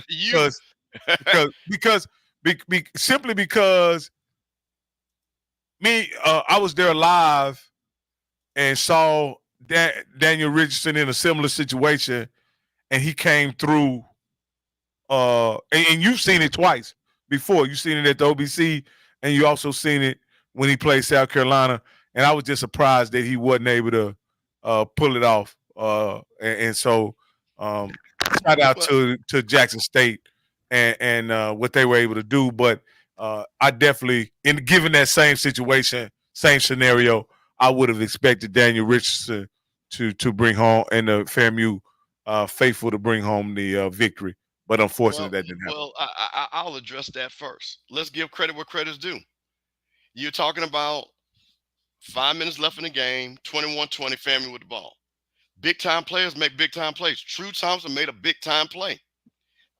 He made a hell of a hit, dislodged the ball, scoop and score. That's the ball game. You got to give Jackson State credit. But I will say this. This game played out like I thought it was going to play out. I knew Jackson State was not going to blow out FAMU. That was not going to happen. Because like I told her, this was the best team that Jackson State would have played as so far, and probably will their whole season, not counting ULM. And I knew that FAMU was going to be prepared to play. I also knew Jackson State was going to run the ball. But my thing was, could we slow their passing game down to give us a chance? Kendall Bowler made money this weekend. Him and Fortillan, that was a match to watch. It was a beautiful thing to see. But one thing that I got to say, and I got to give Jackson State credit, when it was time to execute, when it was time to score, they scored. And FAMU, unfortunately, when it was time, because they had 3 times to knock Jackson State out. They got 2 turnovers. They got on their side of the field, and because of either penalties or really some questionable play calling, they could not execute. And Jackson State held in there. And again, what you said, and I will tell you this, Rocky, I was there and nobody could not. FAMU had the game where they wanted, because when I say it was silent, there was no pound, there was no boom, booming. And when we got the ball, everybody on FAMU side has seen this movie before. Daniel Richardson, 5 minutes left. We're going to run the ball. We're going to either score or we're going to run our clock. But Jackson State, like I say, made a hell of a play. And again, that was the game, and that's where you get the 35-21. Well, I hadn't been able to go back and rewatch the game. What was the down and distance when he dropped back to pass? Because I think it was 3rd and 7. Somebody said it was 3rd and 4. Okay. I think it was 3rd and 7. So it was 3rd down. It was definitely 3rd down. Okay. It was gotcha. It was 3rd down, but the problem was, even with that, the first 2 plays were not in my mind. And like I say again, I've been thinking about this a lot. And the one thing I'm going to always defer is, I've never coached at that level. I can only be a fan at this level. And the thing where I'm curious to hear, because they're going to have to go to the 220 club tomorrow. What was your thought process? Because again, we weren't running the ball. And again, Jackson State was ready. But again, our weapons were, hey, Jackson State said, you know what? We're going to play our defense. We're going to put our corners on the island. Why didn't we give our wide receivers a chance to make plays? I just did not understand that. That's how we scored. Because if you would have told me, which I thought we were in good shape, even though we gave a horrible 3 points, which poor clock management at the end of the first half, is that Daniel Richardson, I said we needed 28 points to win. We were right on schedule. We made the adjustments. Again, Irv Mulligan went nuts in the first half. Big 54-yard run. We bogged that running game down. We played the typical FAMU game that we had played every game. They run up big in the first half, then we slow the running game down. We make a play, we win the game. We didn't do it this time. But the defense played the best they have played the whole season. They were in the backfield. They really gave Jacoby Morgan a lot of hell. But I give Jacoby Morgan one great thing. Once he realized what was happening, you know what he did? He ran the ball. And I did not understand why we did not put a spy on him, because the defensive backs were holding up very well. And it was several times in that game where he kept the chains moving, because he was able to get out of harm's way and move the clock, move the chains. So that was one of the things. But, you know, overall, Jackson State was a better team Saturday. Again, but I will say this, it was a championship environment. It was a championship environment, and if anybody said they didn't enjoy that game, they don't know anything about black college football. Now, It's interesting to hear you say that Jackson State was the better football team. When, to be honest with you, while I did watch the first half, it seemed like, man, you had control of the game, 95%, at least. No, Probably what, let me 90% tell of you. the time? Well, let me tell you this, and I'm gonna say this, Derek McGee. Yeah, we did slow you down because you didn't run in the second half. I was at the game. Don't tell me what. This has been the same thing. Irv Mulligan had 100+ yards in the first half. Okay, he did not have another 100, and 54 that was on. And this is no disrespect. I'm just telling you what it was. You guys did not score. You did not score in the second half until the big play with True Thompson. So let's give everybody respect in the football game. Okay, let's not do that because you're not gonna do that on this show. We're going to respect where both teams played. Both teams played hard on defense because nobody scored in the second half. Nobody, not FAMU, not Jackson State. But my point of it is, Rocket, what you saw with Jackson State was that they were making plays. But again, to Derek McGee's point, FAMU was able to get turnovers, which was that's part of the game. Get turnovers. Well, obviously turning the ball over is part of who Jackson State is this year. Because I saw him turn the ball over against ULM. I saw him turn the ball over against Grambling, and they turned the ball over to you guys. Fortunately, for them, that they able to that they got some turnovers as well. Coach Cole, what would you like to say about the game, Coach? Well, it went right by the stats, and Florida A&M played their Florida A&M game, and they took control in the first half, and then in the second half, they were just there. I think offensively, they got to have some more explosive plays. I think they got to be more creative in the second half, and they haven't been in none of the games I've seen them. They got their 20 points a game, man, and that was it. Both teams turned the ball over. Both teams turned the ball over, and they turned the ball over too many times. A&M had 3 turnovers. One was real crucial late in the game. Jackson State turned the ball over 404 times. Jackson State's offense done what they needed to do. Total offense was 400, but it was in reverse. They rushed for 250-some yards and didn't throw the ball very well. You know what I'm saying? Florida A&M just played their kind of game, Coach. It comes down to the wire. Coach, that is exactly that. That's the thing. It was really weird, again, the way the game, because it was literally how we have played every game this season. Yeah. Literally, the stats were the same. Yeah. The play was the same. And this is the thing about it. When you have a team like Jackson State, when you get turnovers and you get on their side of the field, you've got to score. And I think so what he's talking about, I think he's talking about time, because we were leading for 55 to 60 minutes. So Zoe, that's what I wanted to kind of explain. Zoe, first off, because of how many people were at the Southern Homecoming, we had trouble with internet. So we were trying a few different internets. Finally, we got the internet working where we were able to see the game probably midway through the first quarter. That was after the people who wanted to just come see the band left. No, this was during the tailgate. So midway through the first quarter, we saw the game. And I want to say at the end of the first quarter, we saw it was 14-7, and then Jackson State scored, tied it up.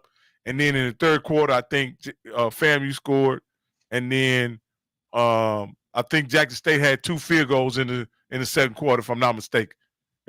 I could be wrong, but I think that's what happened. So what I mean by that is, and when I checked in on the game with about 7 or 8 minutes left, FAMU still had the same lead that they had when I stopped watching the game at halftime.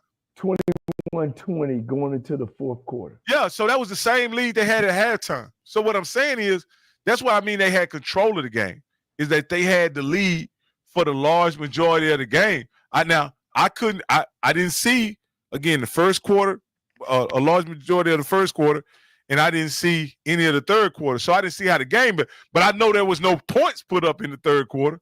Well, Jackson State missed some field goals as well to put them up. Don't forget about the field goals.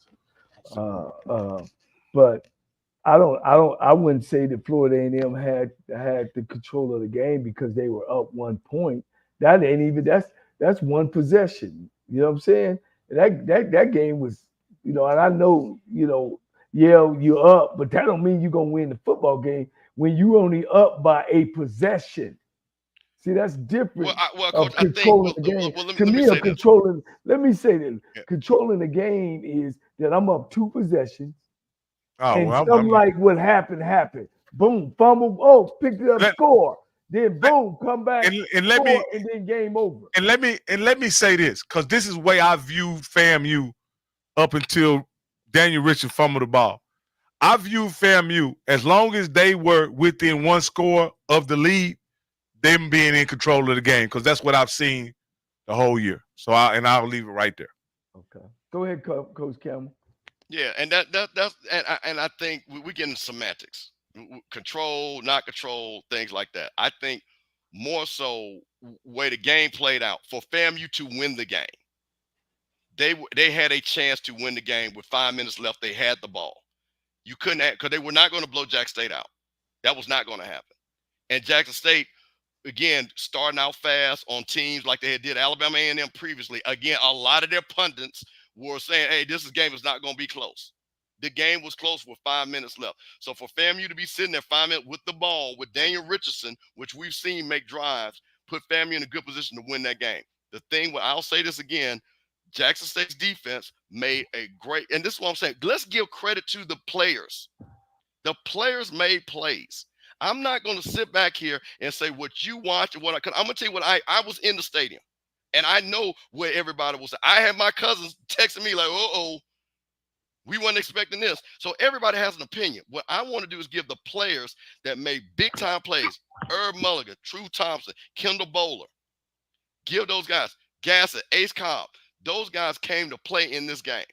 And that's what I saw. So I'd rather say that. And again, that play was, again, the play of the game. And I got to give those guys credit because that was a championship play. And that's why they won that game. But there was no backing down. Hey, Coach, we got a caller. Go ahead. Go ahead, Coach Cole. You got a caller? Yeah. Go ahead. Look, guys. Go ahead and make your comment. He can come on after your comment. Look, and I'm going to give you a coach's perspective. When you're sitting on that sideline and you only up a possession, you're not in control of the game. You're not. If I'm sitting up 9 points, 10 points, 2 possession game, yeah, I'm feeling a little comfortable that now I can do some other things. Let's burn some clock. My play calling is different. But when you're just up a 1 possession, and that ain't even up a possession, you up just 1 point. Coach, what do you call it when you've led the game from? You ain't led the game when you up 1 point in college. Oh, that's okay. Football. Oh, okay, Coach. Because a field goal wins the game. Oh, Coach, 7 or 8 points win the game. Shit, I'll be honest, and I ain't saying that because our shit, Coach, I'd rather be the one at 20 and they up by 1 because now I got more up. We got to win it. What I'm saying is this, guys. Whatever happened in the third quarter and up until the last 7 minutes before the end of the game, it didn't impact the score. Understand it? It didn't impact the score.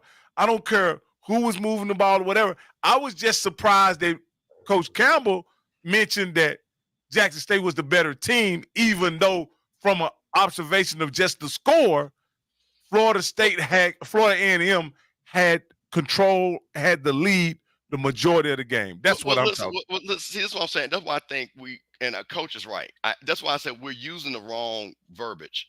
And that's what we're majoring on a minor. You know what control is that I'm driving that ball on your butt every time I get it.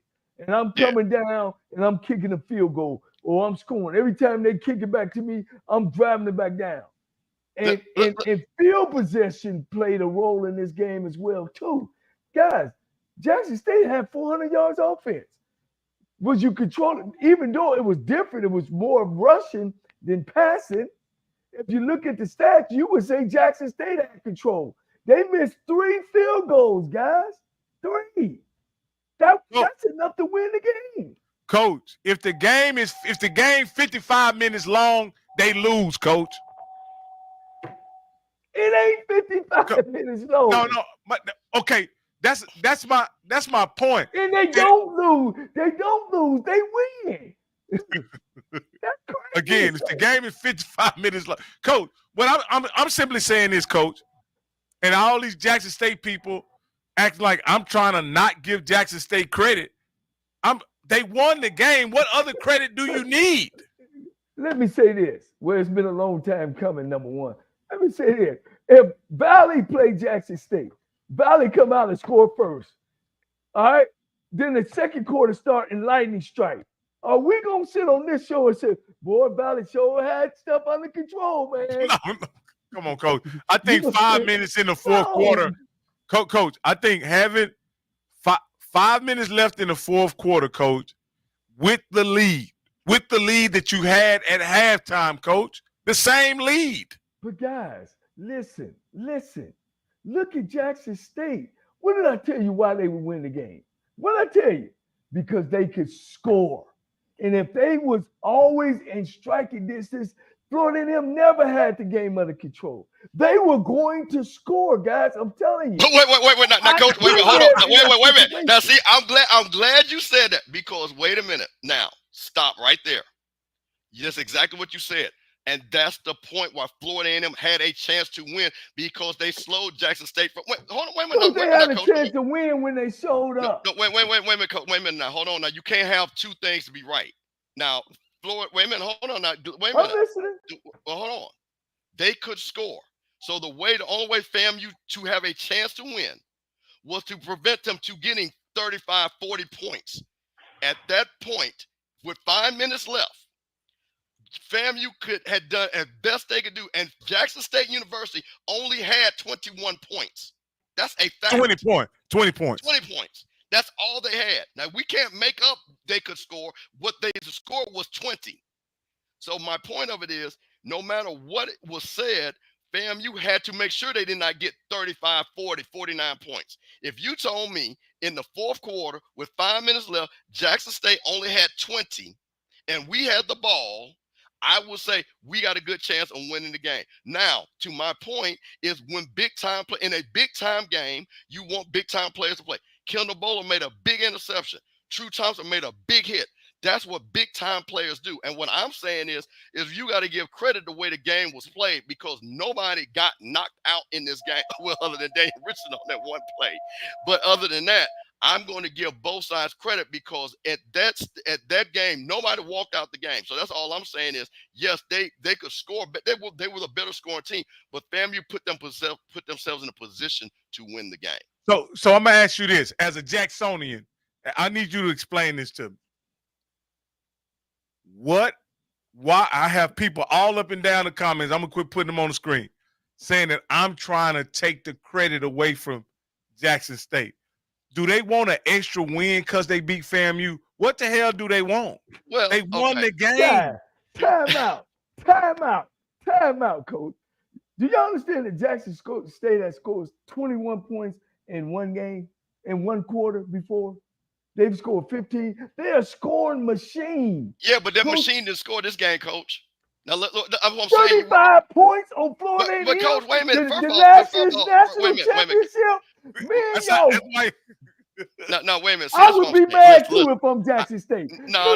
Listen, Florida had a chance to win when they showed up. Wait a minute, Coach. Wait a minute, Coach. Florida played their game and they scored 21 points like they average and what they do. Oh, hey. They try to act like they wasn't sitting on that the whole game. I mean, I guess what mean. I'm ashamed of Campbell. Wait. No, you can't be ashamed of me when I'm giving everybody credit. A moral victory. No, I'm not giving it. No, wait a minute. Hey, so the Jackson State people knew they was gonna win. That's what they knew they was gonna win. They knew they had the game under control. They was toying with y'all, Mr. Campbell. They brought y'all there to toy with y'all. And that's it. Nobody, well, first of all, not one person is going to say, and I have been on shows, I have said this publicly. I have given credit because Jackson State played the better game. They won the game. I didn't say, you didn't hear me. Wait, hold on, Coach. Wait a minute. Because this is very important. Because I think for this show, because I hear this on a lot of shows, everybody has their shows, whatever their bias is. I went to FAMU, but I sat there and I'm going to say this. If you're telling me, Coach, let me ask you a question. If you're the coach, and so I'm going to flip on the other side, and your coach calls and you say, hey, guys, can you believe it? We only got 5 minutes left. We're up by when we got the ball. What you going to tell your team, Coach? Say it again. If you were Coach Colsey in that environment, based on all what you just said, everybody said, hey, man, Jack State can score. And we have the ball with 5 minutes left, and we're actually winning the game. What do you tell your team? I would be nervous as hell, Coach. I would be nervous as hell. And I would be expecting them to score. So my whole play calling would be, I need to get one more score. Now, this is the coach's corner. See, this is why I want to get out the bits. Thank you, Coach. Now, I want to get to this part. This is HBCU Coach's Corner with Johnny Cole. This is where the argument and what people from FAMU were upset, because we did not see that in the game, what you just said. The aggressiveness of saying, you know what? 1 point is not going to win this game. One more touchdown with 5 minutes left can win this game. And the play calling that were a lot of people, again, I'm not going to sit up here. Coach Henry and them saw something. I'm in the stands. But to your point, we did not see the aggressiveness that we thought, hey, let's try to win the game. Let's try to win the game. We had a soft toss, a run, not saying, you know what, we're going to spread these guys out and we're going to let our quarterback who has 40-plus starts win the game. That's what we did not see. And that's why I'm agreeing with you, and I'm glad you pointed that out. But, Coach, can I say this? Oh, absolutely. Florida A&M been doing that all season. Yes. They've only been scoring like maybe one touchdown in the second half to win the game. And unfortunately that the kids. No, they've been doing just enough to win, is what they've been doing. And the teams they beat couldn't finish. Jackson State was going to finish. As a coach, I know that going in. We got to score some points, Coach. We can't sit there with 1 point and I'm feeling comfortable. I guarantee you this, Coach Cozy didn't, and I ain't even got to ask him. At never one time did he feel like he controlled the game. No, see, that's what I'm saying. But you see, let's stop it. See, that's what I'm saying. We're majoring on a minor. That word is skewing the conversation. That's what I'm saying. Nobody. And the other word is we led the game for 55 minutes. No, Coach. What I'm saying is, listen. If I go into a hostile environment and you understand, I've heard women. Now let's not be crazy. I've heard coaches, and if you want me to do this, I'm that type of guy. I'll pull up you to a coach. Hey, you know what? We want to be in, and we went to a hostile environment. We want to be at the end and try to win it at the end. Now, I don't say we have not heard that, Coach. That's coach speak one-on-one. Would you agree with that? Coach, let me say, I know where you're going with this, Coach.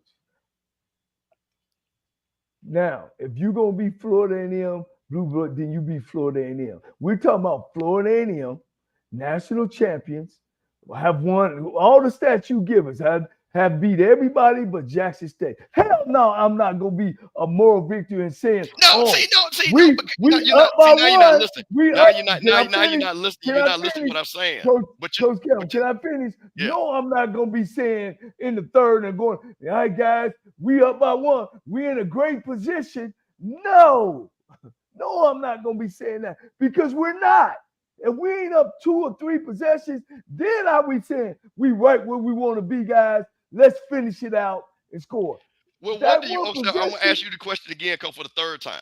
Because what do you?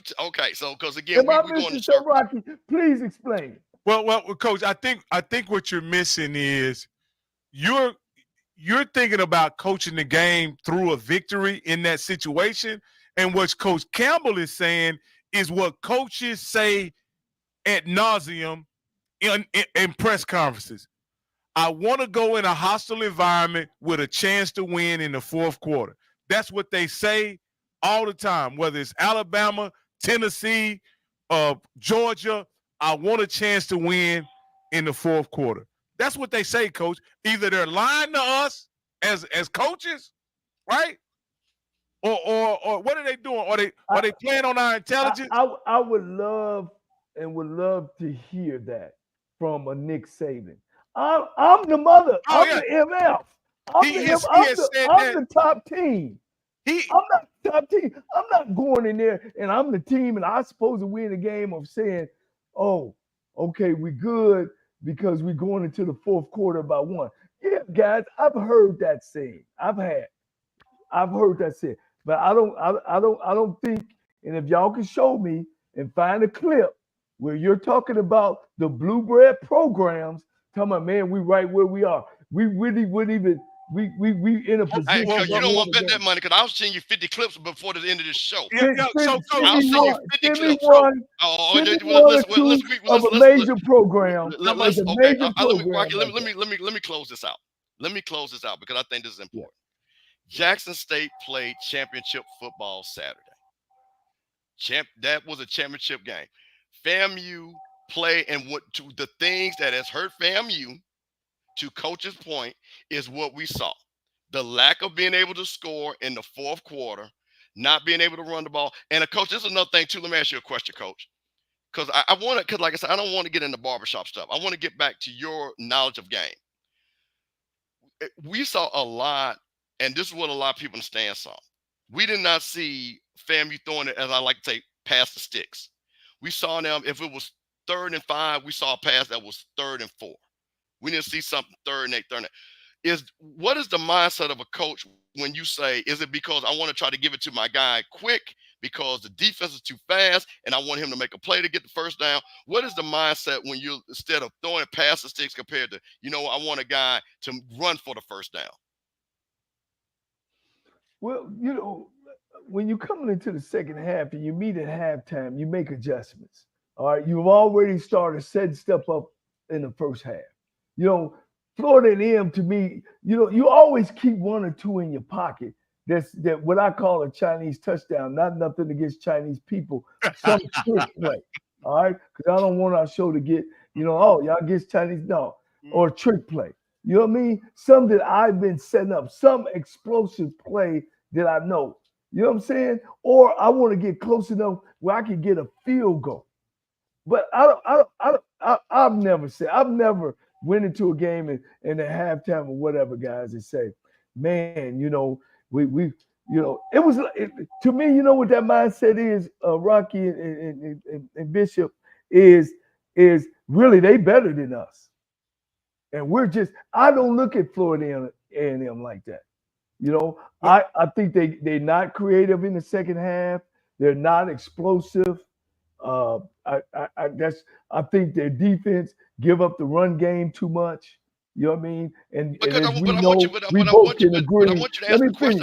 We both can believe is the defense run game win games.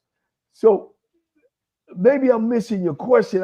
Okay, so I'm talking about the game. In the game, because this is important. What we didn't understand. In the game, there were opportunities that FAMU had, and the down the distance was a 3rd and 5, a 3rd and 6, not no 3rd and 18, 3rd and 20. Okay. You talking about situations. Okay, situations. Go ahead. And what I'm asking, what we did not see was that instead of passing it past the sticks, as I like to say, where you're running a pass pattern. If it's 3rd and 5, it's a dig route that's 7 yards. It's a slant that's 8 yards. What we constantly saw was passes that were, if it was 3rd and 7, the pass went 3rd and 5. So my question, what was the consistent cause, and what was Coach Henry thinking there? Was it because, and in your situation when you've seen it, because you've had the superior teams and you've had the not superior teams, but you had to attack that defense. What was his mindset there? Because a lot of FAMU people want to know that. Well, I think what it was that they were only up by 1 point, and he's trying not to get that turnover and throw the ball down, because some of those situations were predictable situations, meaning, all right, I'm 3rd and 7. For me to try to get this, I got to go downfield. But no, I don't want to go downfield. I'm up that 1 point. Let me throw another short yard, and maybe one of these kids can break a tackle and get the first down. To me, what I call that I'm trying not to lose. I'm not trying to win. Hey, That's Coach, what we I got call it. Coach, we got a caller. Caller Go ahead. with the last 45240. You're live on HBCU Coach's Corner.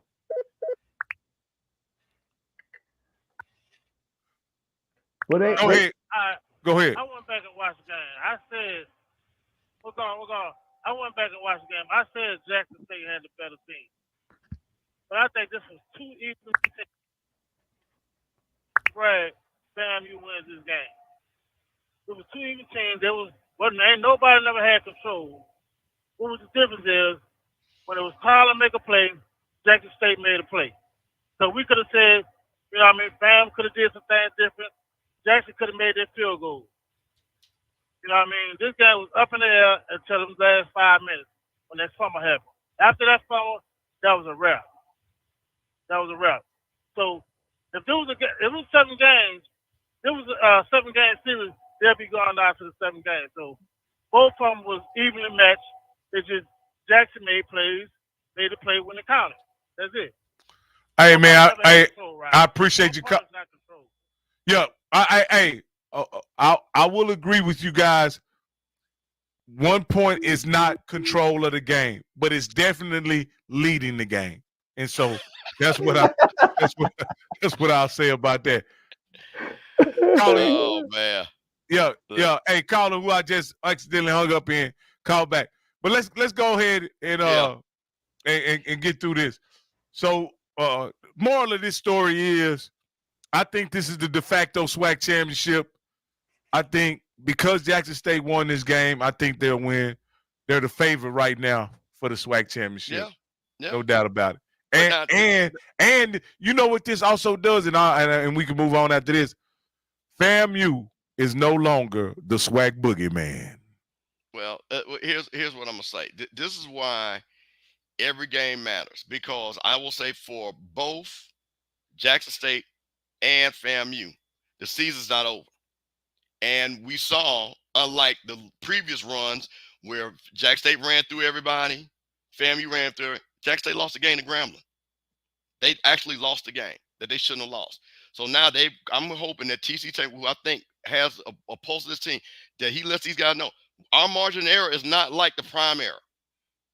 We have a smaller margin of error. Same thing in this game. This game could have went a totally different way. So the margin of error is smaller for this Jackson State team. So what they're going to have to do is don't take Bethune-Cookman for granted. Okay? That's going to be a hard-fought game. All right, guys. We're going to pick these MEAC and these AAC games right quick. We got Howard and Norfolk. I'll go first on this one. I got to take Howard. I don't see, Norfolk is on Coach Odom's so long tour. I don't see him getting his contract renewed. I see him on his way out. How do you guys see it? Listen, I'm going to say this again. This is a team, Norfolk, that we thought had a possibility to win some games. They've underperformed. We've seen talent. I think, again, Howard did get beat homecoming. This game is at Norfolk, I believe. Howard, I think this game's going to be close. I don't think Howard's going to blow them out. I think this game is going to be close, but I think Howard pulls us out by a field goal. At the end of the day, who cares? I'm going to choose Norfolk. Maybe they give my man a going out present, Coach. Oh, you going to take Norfolk? Yeah. Okay. All right. Here's another good one. Morgan State and NCCU. I see this game. I'm going to take NCCU, but I expect, like Coach Campbell mentioned, I expect it to be very competitive and to be decided in the fourth quarter. NCCU got so many. They rolling. They feeling it. I don't care what the score is. They're gonna win this football game. Hey, this is Morgan State's first MEAC game. Central has played well. Again, they're number one in the HBCU poll. I don't think they're going to lose at home. I think Morgan's going to give them a game, but I think NCCU wins by 2 touchdowns. They pull away late. All right. Hey, and here I think I got Campbell in this NCAT verse. Campbell game. My question is, can NCAT keep it close against the Whites? No. And you know what, at Campbell, they were one of the most hyped PWI teams with Mike Mentor, #1 recruiting classes.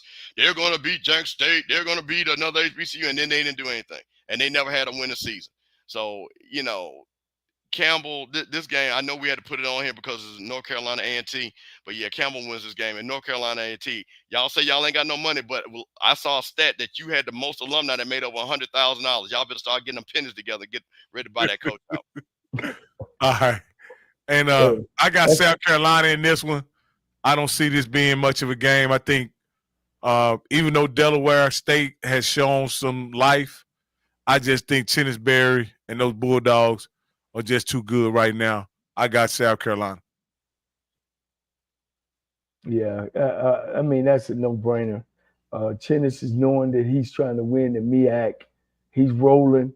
There's nobody else there. It's a win-win. He's already beat, Norfolk. He's already beat. Did he play Morgan State yet? I think he did. That's a no-win game there. Okay. Meaning that he's gonna win the football game. All right, this is our big game. I'll let you guys get on that one.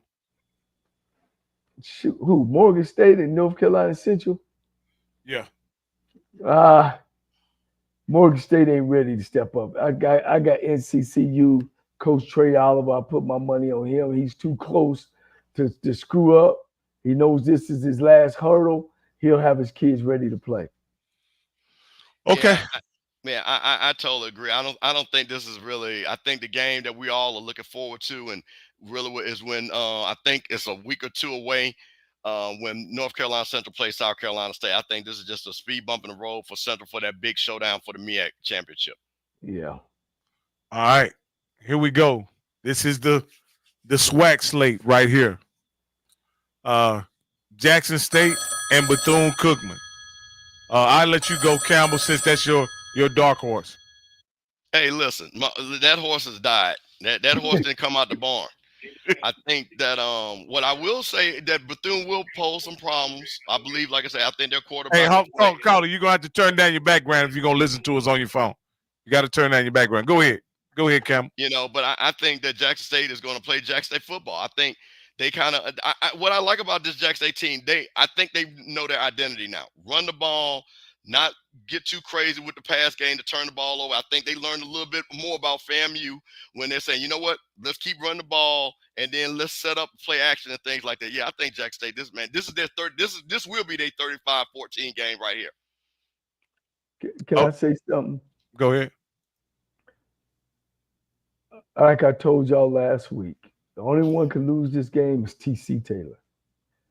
Again, you had 5 turnovers against Grambling, and Grambling took advantage.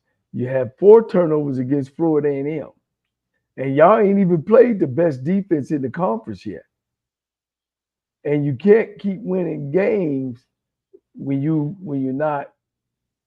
turning the ball over. And if the only way you can get around that is that you make a commitment to running the football. You know why I know, Coach Campbell? Because I did it. I made a commitment to running the football. What does that do? That put the game in my defense's hand, and it shortens the game up. But if he come out there and throwing that ball all around and throwing it to, maybe Bethune-Cookman, and I'm really, guys, I'll be honest, I'm really talking about the Alabama State game. Only thing that make Alabama State won't beat Jackson State, and I know I'm way ahead, is that they don't have a quarterback. But go ahead. I don't think it's going to be a blowout. I think Bethune-Cookman be ready to play. Oh, yeah, I'm going to take Jackson State. I think it's going to be a beatdown. If Alabama A&M put 56 on you, make sure all your light bulbs work in Bethune-Cookman. That's all I'm saying. Go ahead, Mr. Campbell. Hey, well, I've already said it. Like I said, I've given my score. I think that Jack State's going to throttle down. I think they're going to run the ball. I think they're not going to be careless with the ball. And I think to me, I think this is going to be a focus of, hey, just let's win the game. 'Cause again, when you play a big game like they just played, man, I don't care what. And Coach knows this. There's somewhat of a letdown when you play a Bethune-Cookman. You know what I'm saying? The boom ain't going down there. They just say, hey, man, let's go down and beat these boys down. And let's get on out of here, get up out of Florida so we can get ready for the next game because we got other games And, and let me tell you, it ain't a place that you want to go down at Daytona Beach. It ain't a lot down there that you want to do. And then you playing in that stadium down there, man. That you just got to be careful. You got to have your team ready.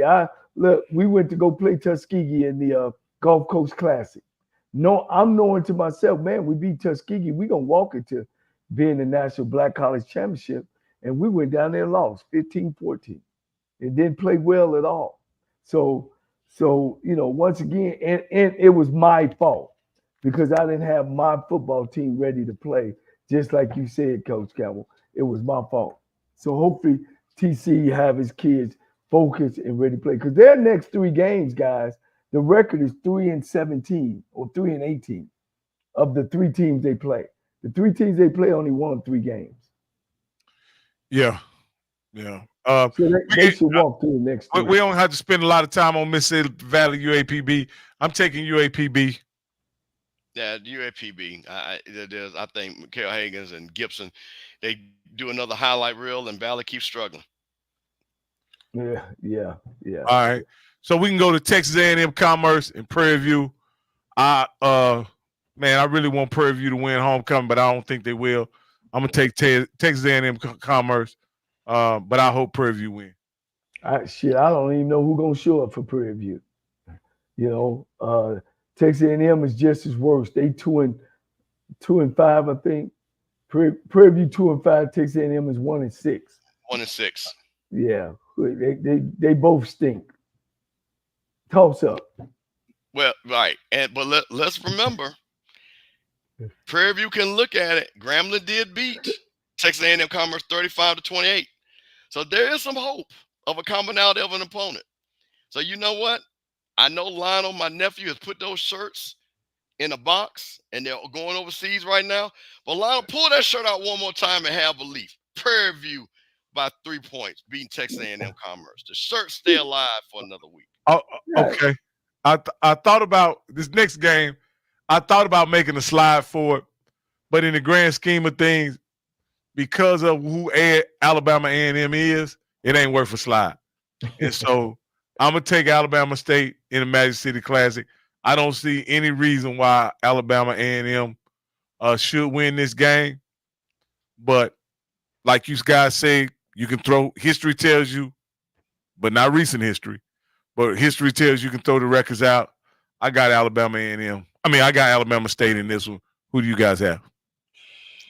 I got Alabama A&M. There you go, Coach. Coach is really sucking up to the JSU people tonight, boy. hey, Rock, you know what he's doing? He's getting all his currency together because when they play Alabama State, he pick against them, and everybody's in his mentions talking about Coach is a hater. So I like what you're doing, Coach. Well played. Because them FAMU folks was all in them private chats on your ass last week. Boy, they watched Coach, hate FAMU, boy. He ain't got no choice. So I'm just letting you know, boy, them Jack State folks going to be in that chat, boy, when you get ready to make that pick. No, man. No, I know. I Alabama State know what's at stake. The game they got to get ready to play is Jackson State. I hope they don't overlook it. I hope they play A&M. I'm gonna go with Alabama State. Okay. I'm gonna. You know what? I'm gonna tell you, this is one of those games where, because we know Alabama State struggles, it looks like maybe the offense is coming around a little bit for Alabama A&M. And see, the problem is can you get just enough to beat them? I don't think Alabama A&M is going to do it. Hey, listen, I'm a believer of Coach Williams. He came on this show. I think those guys are focused. I think they understand and know who and what they are. And I think they're going to put the hammer down on that offense against Alabama A&M. And I think Alabama State, hey, man, walks out there with their 4th win in the Magic City Classic. All right, guys. This is a big one. This is a huge one right here. At the beginning of the year, you had told me the implications that are on the table now would be on the table. I wouldn't have believed you. But Southern coming in 3-0, Jackson State coming in off a tough loss to, Florida A&M coming in off a tough loss to Jackson State. I mean, I just can't see this FAMU team led by Daniel Richardson losing 2 in a row, especially not in Bragg. I have FAMU winning this one. And I'll even give you a score on this one. I'm going to say 28-10. What do you guys have? So if Florida A&M loses, Jackson State walks into the championship. No. That's not if They got to beat Alabama State head to head. Now Alabama State has lost to Florida A&M, right? Yeah, they lost to Florida A&M. But this would but be that our only be second one loss. We'd have 2 losses, but Alabama State would only have 1 if they beat if they run the table and beat Jackson State, they would actually win the East. Okay, I got you. So yes, Alabama State is and everybody's rooting for FAMU to lose this game. So this is a counter. Yeah, this counts. For both teams. For both teams. So that means Alcorn will still be in second place, hoping Southern loses another game. Correct. But they need to get this loss so Southern can get to a second loss. Right. And then Alcorn also got Jackson State to play. That they do. And it counts. And it counts, but it's down in the reservation. Woo. Man, it's tough. Yeah. Well, you got, Coach? I got Florida A&M. I'm Southern is just too inconsistent right now. They don't know who they are. They got players and they just don't know who they are. You know what I mean? And they've showed that over and over again, struggling against Texas Southern. They've showed that over and over again. You can't make those mistakes and beat a Florida A&M team that's well coached. So here this game, and when I looked at this, I thought the Alabama State game was the second most important game. This game is not the second most important game for Coach Colsey this season. Because here's what happens. You lose to Jackson State, you can kind of say, hey. But if you lose to Southern and that streak gets broken by Southern University, the loudmouths of the SWAC, all hell is going to break loose in Tallahassee.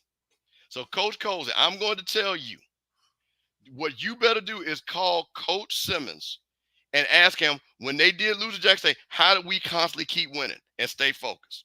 Because this game right here is the most dangerous game for your career and your early career. So what I will say is, because, Coach, let me tell you what happens. And you know this. He loses to Jackson State. He loses to Southern. And because if we're going to lose to Southern, it'll be the same way. We didn't score no points. They ran for 500 yards. Except the narrative goes where you guys can't make adjustments. And the thing about it, this will be a team because everybody else, because again, we have more talent than Southern, then that means we even lost to a bad team. And, based off of what Southern looks like. Southern's record is good. No disrespect, but let's keep it honest. Southern is not a talented team compared to FAMU's talent. So for Coach Colsey, I'm just telling you, I believe in you, comfortable in Colsey, but those players better understand that this is a game to keep the streak alive. So you want to keep that streak alive. So, but I'm going to tell you this, and again, the best I can see, I'm going to finally think that FAMU finally gets to 28 points on the offensive side, not with defensive help. And I'm going to go FAMU 28, Southern 17. Wow. That surprises me that you picked Southern to score against FAMU. Well, I'm going to tell you, this is the thing about it. Well, see, here's what I believe happens with FAMU. We've done a great job. Again, our scoring defense, and to me, yards mean nothing. You can't get in the end zone. I've always been like that. Tell me what your scoring defense is. We've held people down. I believe, like I said, they'll score. They'll get what they're average. They'll score a touchdown. They'll make everybody's got their, hey, man, what somebody needs to tell me if I can bet would the opposing team get one run over 40 yards and what the numbers are on that. Because I would be a millionaire. So Southern's going to get that one off tackle. Well, it's not really off tackle usually. It's really, like I say, right between the center and the guard. And then all of a sudden he goes to the races. And usually they don't score the touchdown. That's the interesting thing. Those long runs never equal to a touchdown, which is pretty interesting on that. But they'll get that one long, and then we will do what we usually do. We'll bog the game down, and we'll win it. Southern, again, now here's the thing, too, which I think FAMU should feel. Southern just can't pass the ball. So, again, it reminds me of Alabama State. So, I don't think they're fearing Southern in their passing game. So, well, one thing I may have talked to you about this, Coach Cole. One thing I think Alcorn did that was peculiar to me is even though Southern ran the ball 50 times, they stayed in a too high look the entire game, like they were fearful that Southern might beat them through the air.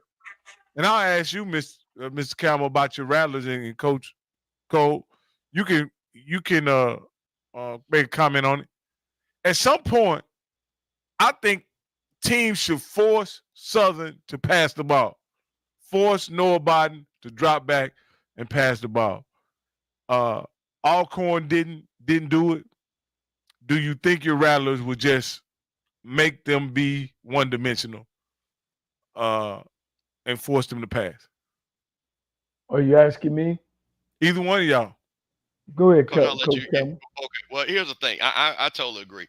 Southern can't throw the ball. They can't. So, but you got to understand something.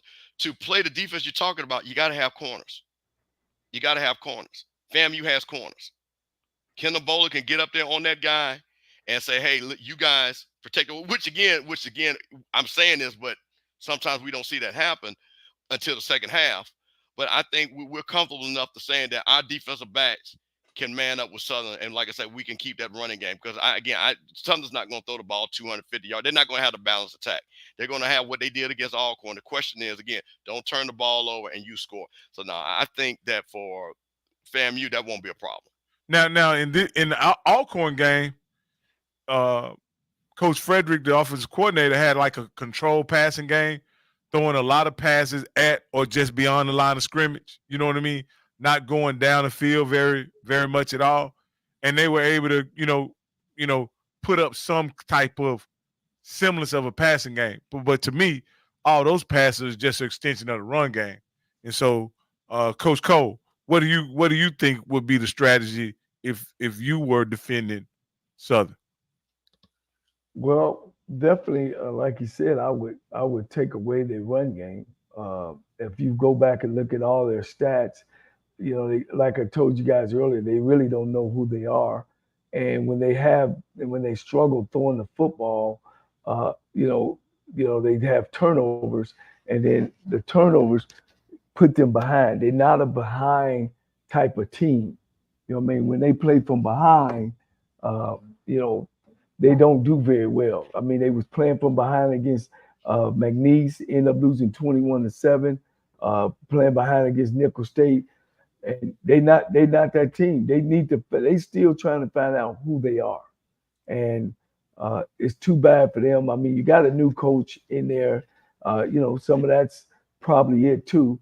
So I think Florida A&M makes adjustments. I think they do what it takes to get the the game turned and make sure they win the game. All right, guy.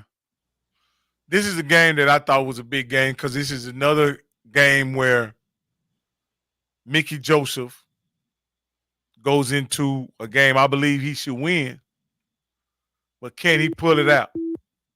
Can he pull it out? Coach, you want me to go first? Yeah, go ahead. Well, here's the thing. We know who Texas Southern is. We've seen them play. They're once again offensively challenged. Kind of reminds you of Southern a little bit. I don't think they're going to get anything in there. I think, again, Grambling has talent. We've seen talent on this Grambling team. The question is, again, can you score enough to beat Texas Southern and their defense? I think Grambling could do that. I think this is, again, Grambling has a balanced attack. I think, again, we're not looking for Miles Crawley to be the SWAC Player of the Year. I think, again, this is where Miles Crawley, can you get to 200 yards passing? Can you give me a touchdown throwing? And we leave it in the running game's hands, and then we shut them down on defense. So, man, I'm going with Grambling, man. I just think that Grambling knows where they're at. I think, again, Texas Southern with the quarterback situation, I think it's just not boding well for them. So I'm going with Grambling. Yeah. Texas Southern too don't know their identity. Every week is a different quarterback. Every week is a different front. Every week is a different running back. I think coach is just trying to find his way. They play so inconsistent every week. You don't know who's going to show up. Maybe they might put it together, but I just don't see it. I got Grambling winning football. Grambling got more to play for right now than Texas Southern. I definitely think Grambling is gonna win the game, and I think this if Grambling can't lose this game, Coach. I just think Grambling has a schedule that's set up for them to compete for the West Championship. And even though Southern is off to an amazing start already, I just think somehow, some way, the Bayou Classic is going to mean something. And it's going to give Grambling an opportunity to play in the big game, in my opinion. I don't know who will win, but that's what I'm hoping. Right. Hey, guys, this has been another outstanding show. We can hang on probably for another 5 minutes if we got some callers who wants to call in and take some calls. But we got a call on the line now. Caller 0527. You're live on HBCU Coach's Corner. What's your name and where you calling from?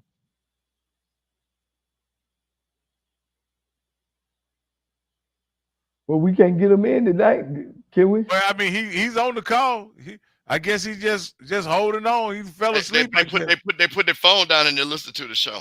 So call if you're listening, because you probably there's a 5-second delay. Pick up your phone and let's ask that question. Probably a Southern guy going to come on here and lie, talk about how they going to be where's 813? Where's 813 from? That's what the area code was.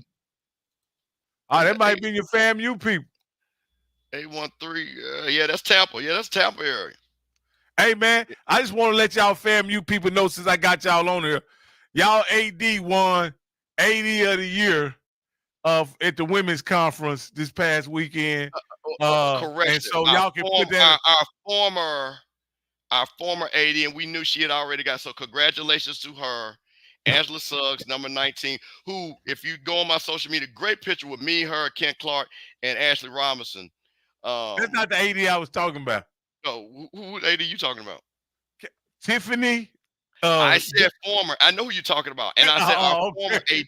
Oh yes. And I'm correcting you. Okay. And letting you know our former, and we already knew about that. Congratulations to her and her. She's moved on. We have a new AD, Angela Suggs, who had a great time in Jackson. Shout out to when I talk about my closing statements, and I had a great picture with her and Ashley Robinson. So we had the gold standard athletic director talking to the FAMU saying, I'm going to make sure you the gold standard. So that was awesome. And shout out to Kent Clark, man. Great time in Jackson. Hey, it looks like you got the VIP treatment up there, man. And I got treated, being excited, got treated real good. And in Southern hey, Coach, seems like that HBCU Coach's Corner is working out pretty good for us, Coach. I hope it's working out for you as well, Coach. Well, man, look, we making strides, and like I said, my thing is, I'm always thinking about how we can make it bigger and better. But that's good for you guys, man. I appreciate all the hard work you guys put into this and the time that you take. Yeah, when we step out, you guys should be taken care of, man, because, we're bringing a lot of information, a lot of content to some people that can't get there and can't be there. So hey, we gonna keep working on it, making it better. Hey, and I want to also apologize to my man Willie at Tailgate Lot 36. He invited us over, man. But there was so much food, so much liquor where we was. I didn't even move from the tailgate. I did take a grand tour on a golf cart and whatever. Hey, and like I say, I won't go into it. Scotty summed up the experience a great deal, but when I was on a golf cart and I was able to see the entire spectacle that is Southern Homecoming, these eyes have been blessed. I'll just say that. Let me one of our fans sent me this. something happened to a young man in North Carolina Central.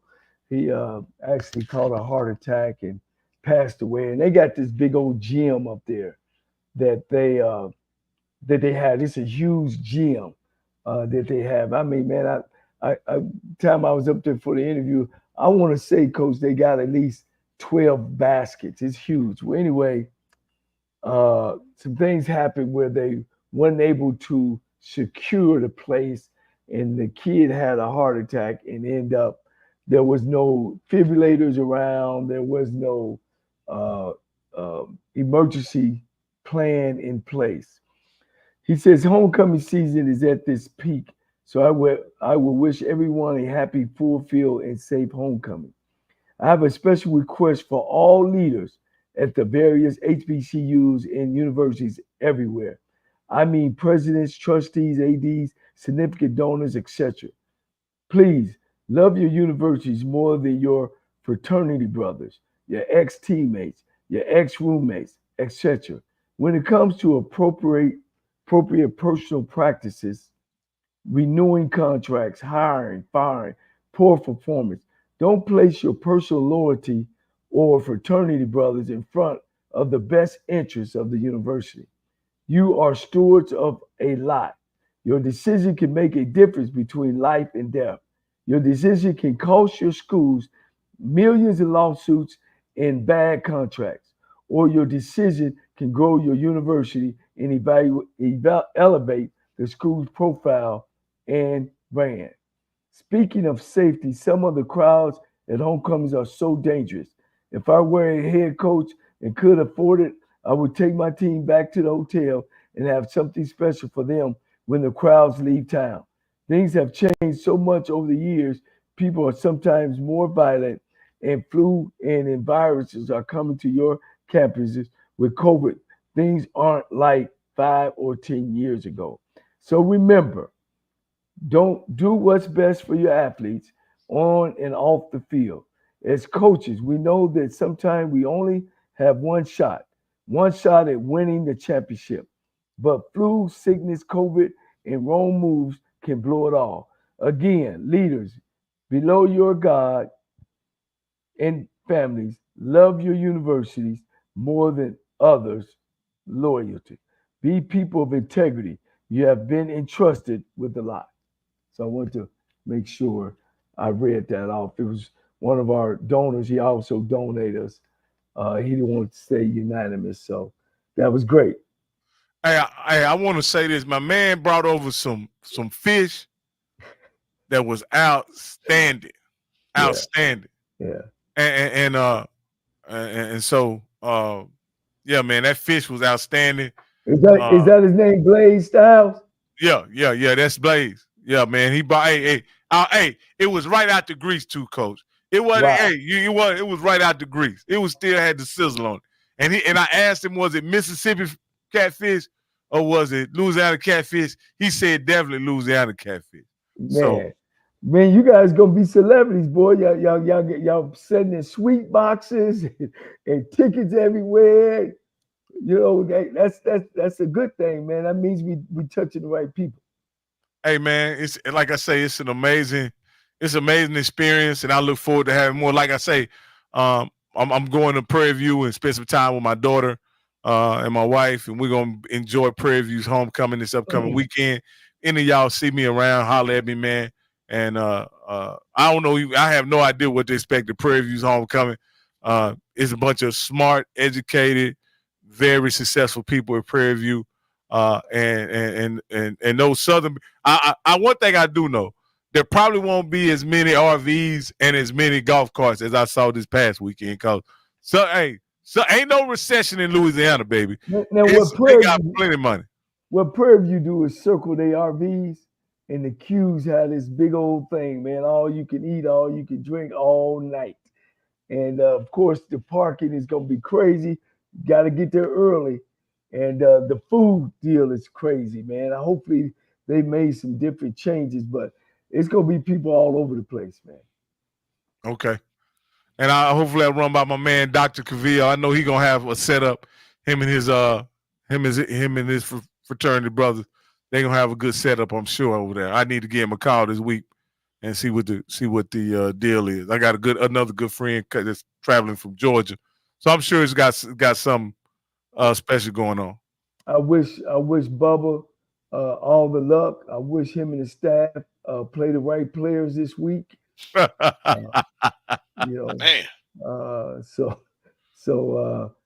Coach, put them in the game. Coach, put me in the game. Well, I think he played the right ones this week. They didn't lose. Right. That's because they didn't have a game. But what'd you say? No booty cheeks in PV. Please.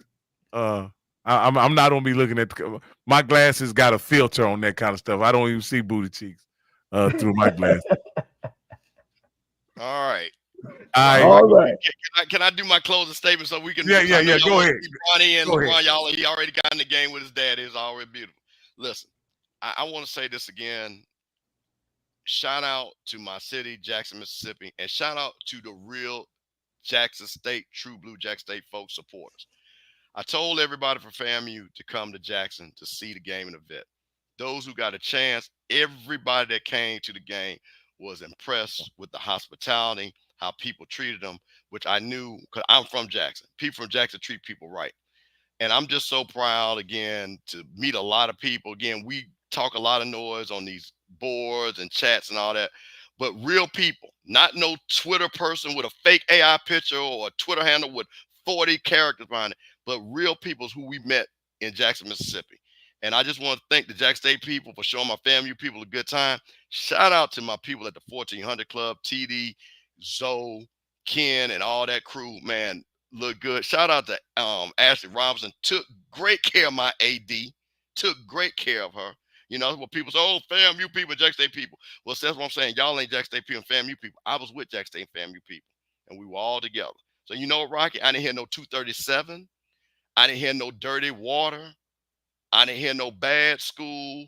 I didn't hear no OBG. What I heard was, hey, man, I'm glad y'all here. We're going to beat y'all ass, but I'm glad you're here. And I said the same thing back. So shout out to my Jackson State people. I wish y'all well for the rest of the season. We'll see how it play out. And one last thing I'm going to say, man, keep it positive, man. This is the experience. Real people, keep it positive.